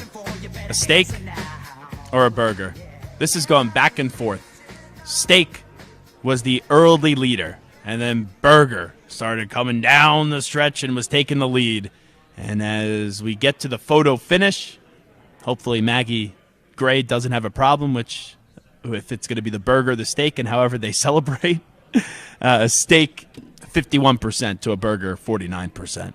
Stu, I think, and we've asked a lot of poll questions, obviously. And usually when we ask questions, I don't think we are looking for blowouts, but sometimes that happens where it's, 90% to 10%. But 51% to 49%, a steak over a burger, if you can only have one for the rest of your life, that's a razor thin margin. Because I think a lot of people like me, Stu, right? You look at steak as, something that was a treat when you were younger and it was unbelievable, and it's like, fine dining experience, and it's a rare occasion for like graduations and birthdays. And then when you get older and older and older and older and older, and not that I'm a decrepit old man, but I am getting up there a little bit in age, and you end up going to a bunch of steakhouses, and some places are dry, some places are good. It's tough for a place to mess up a burger. It really is. You could overcook it, there's no doubt. But it's a lot easier to mess up a steak than a burger. And I just think consistently, if it's one for the rest of your life, a burger or the steak, I think you get a much better burger night in and night out than a steak. And also, you could eat a burger, Stu, and you don't go to bed feeling like you just ate a 10,000-pound feast. You eat a steak and you get the meat sweats, and you just feel, even though it was great when you're eating the steak, you get into your bed and you just feel so freaking heavy. You really do. So the steak wins out, but I think it's because people usually like to think of their childhood and brings them back to their childhood, and you just raise like, it's a burger. But like steak, it's like, oh man, it has to be a big event. It has to be a big time thing, unless if you were like raised as a millionaire and you just had steak served to you each and every night. So that's kind of my thoughts on the whole situation. So steak ends up winning 51 to 49%, and that's how I think we got there. Yeah, I think so. I just think it would be tough to, like you kind of said, I've had way too many burgers, hundreds, thousands, whatever the number might be. I don't even want to know what the number is, but it's certainly something where I could not envision not having a burger. And again, I wouldn't want to not have a steak. Like, I do enjoy my steak dinners every now and then, especially for big occasions, but not be able to have a burger for the rest of my life, that would be a tough pill to swallow. So I think I would go burger. Now, I just went to Fogo de Chao a week ago, which is a Brazilian-style steakhouse. Yes. I wonder with just how much steak I ate there if I'm just, like, staked out, and then a month from now I'm back on the steak train. Because I think that does play a factor into it. That's true, especially Fogo, where you're having so much and different types of steaks. It just doesn't stop. Yeah. Like, I know you can make it stop if you put the card on red, but that's no fun. What's the point? You put the card on red, it's like you're a loser, for crying out loud. Denny Hamlin joined us earlier as well. I give him a lot of credit, and if you missed any of that conversation, he joined us live at, what was it? I think 4 p.m. Eastern, 1 p.m. Pacific. So for the next 24 hours on the rewind function on the free Odyssey app, you can check that out. The interview's also up on YouTube, and you could go to the link in my Twitter bio. If you're not following me on Twitter, like I don't understand why you're not following me now. Make sure you get on Twitter X and hit the follow button at Zach Gelb. I can't tell you how many messages I get. Oh, I love listening to Zach, or that people tweet me, I love listening, and I'm like, oh, they're not following me. So start following on social media. At Zach Gelb, ZACHGELB. And if you don't have Twitter, make sure you give me a follow on Instagram. Make sure you follow me on both. But you can go to the link in my bio, and we archive each and every segment of the show and each and every hour of the show and all the big interviews. And I give Denny credit for coming on because obviously, right, his team had an error, and it resulted in a punishment, and he gets associated with it. And it was very refreshing to hear someone, didn't have a time limit. Wasn't like, oh, you can't ask this, you can't ask that, because then we wouldn't have done the interview.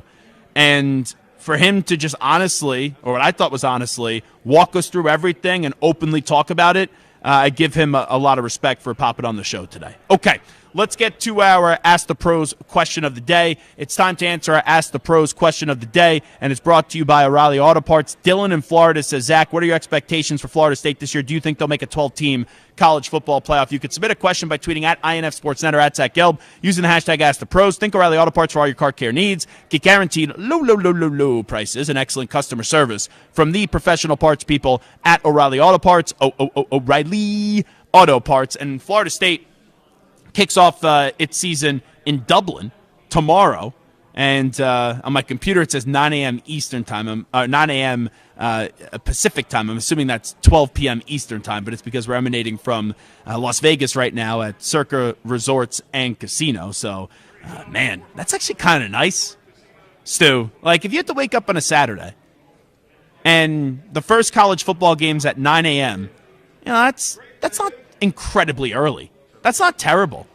Instead of, for us, it starts at 12, and then you're up till midnight or 1 a.m. watching the last game.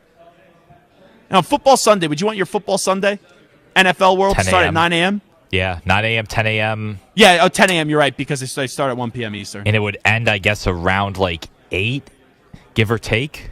Yeah, let's say 11:30 on the East Coast. Yeah, so 8:30. So 8:30? That's not bad. And you get, 2-3 hours to yourself after watching all that football to kind of just unwind before you go to bed, and you have to get up Monday morning for work. Yeah, it's not bad. Yeah, I think I'd rather wake up and then kind of get right into the football and have a little time after, opposed to what we have on the East, which is kind of you get up in the morning and you got a few hours to kill, and then it's your whole day and night basically before you go to bed.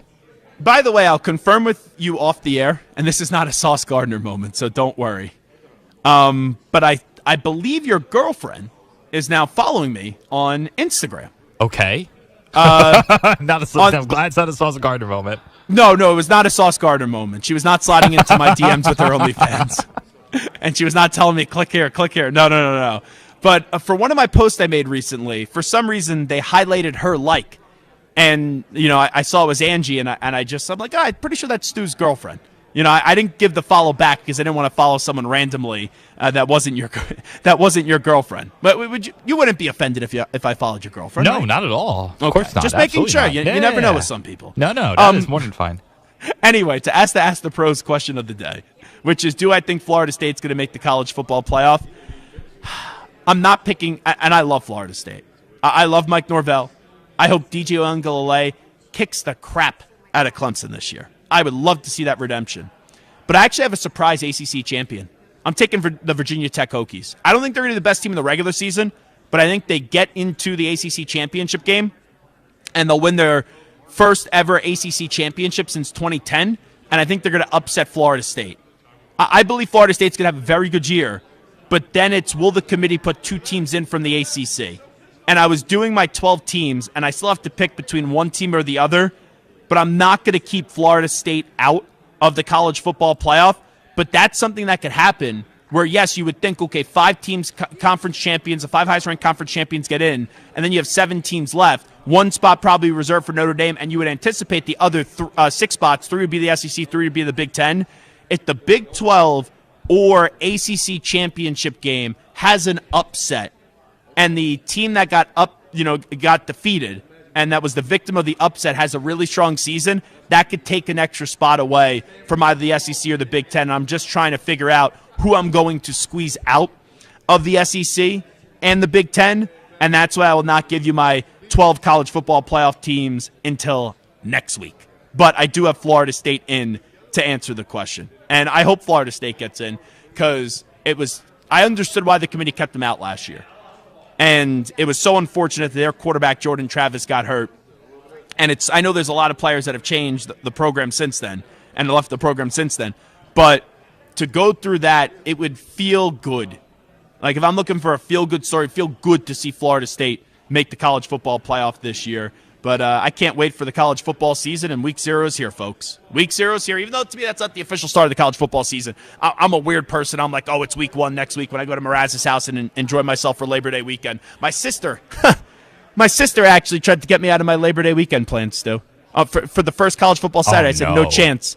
Ooh. And she invited, family over on that Saturday. She's like, oh, you going to stop by? I'm like, no. I'm like, this is a yearly tradition. If they want to stick around until Sunday, I don't care that they're coming out of town. Saturday, I'm watching college football, and more college football. Big thanks to Jeremy. Big thanks to Samter. Big thanks to Stu. Big thanks to Jack Carty. Obviously, Adam Schifrin, the entire Westwood One team, the entire Infinity Sports Network team, and also the fine folks here at Circa Resorts and Casino. We're out. We'll talk to you back in New York City on Monday at 3 p.m. Eastern. We out. Noon Pacific. Bye-bye. Peace.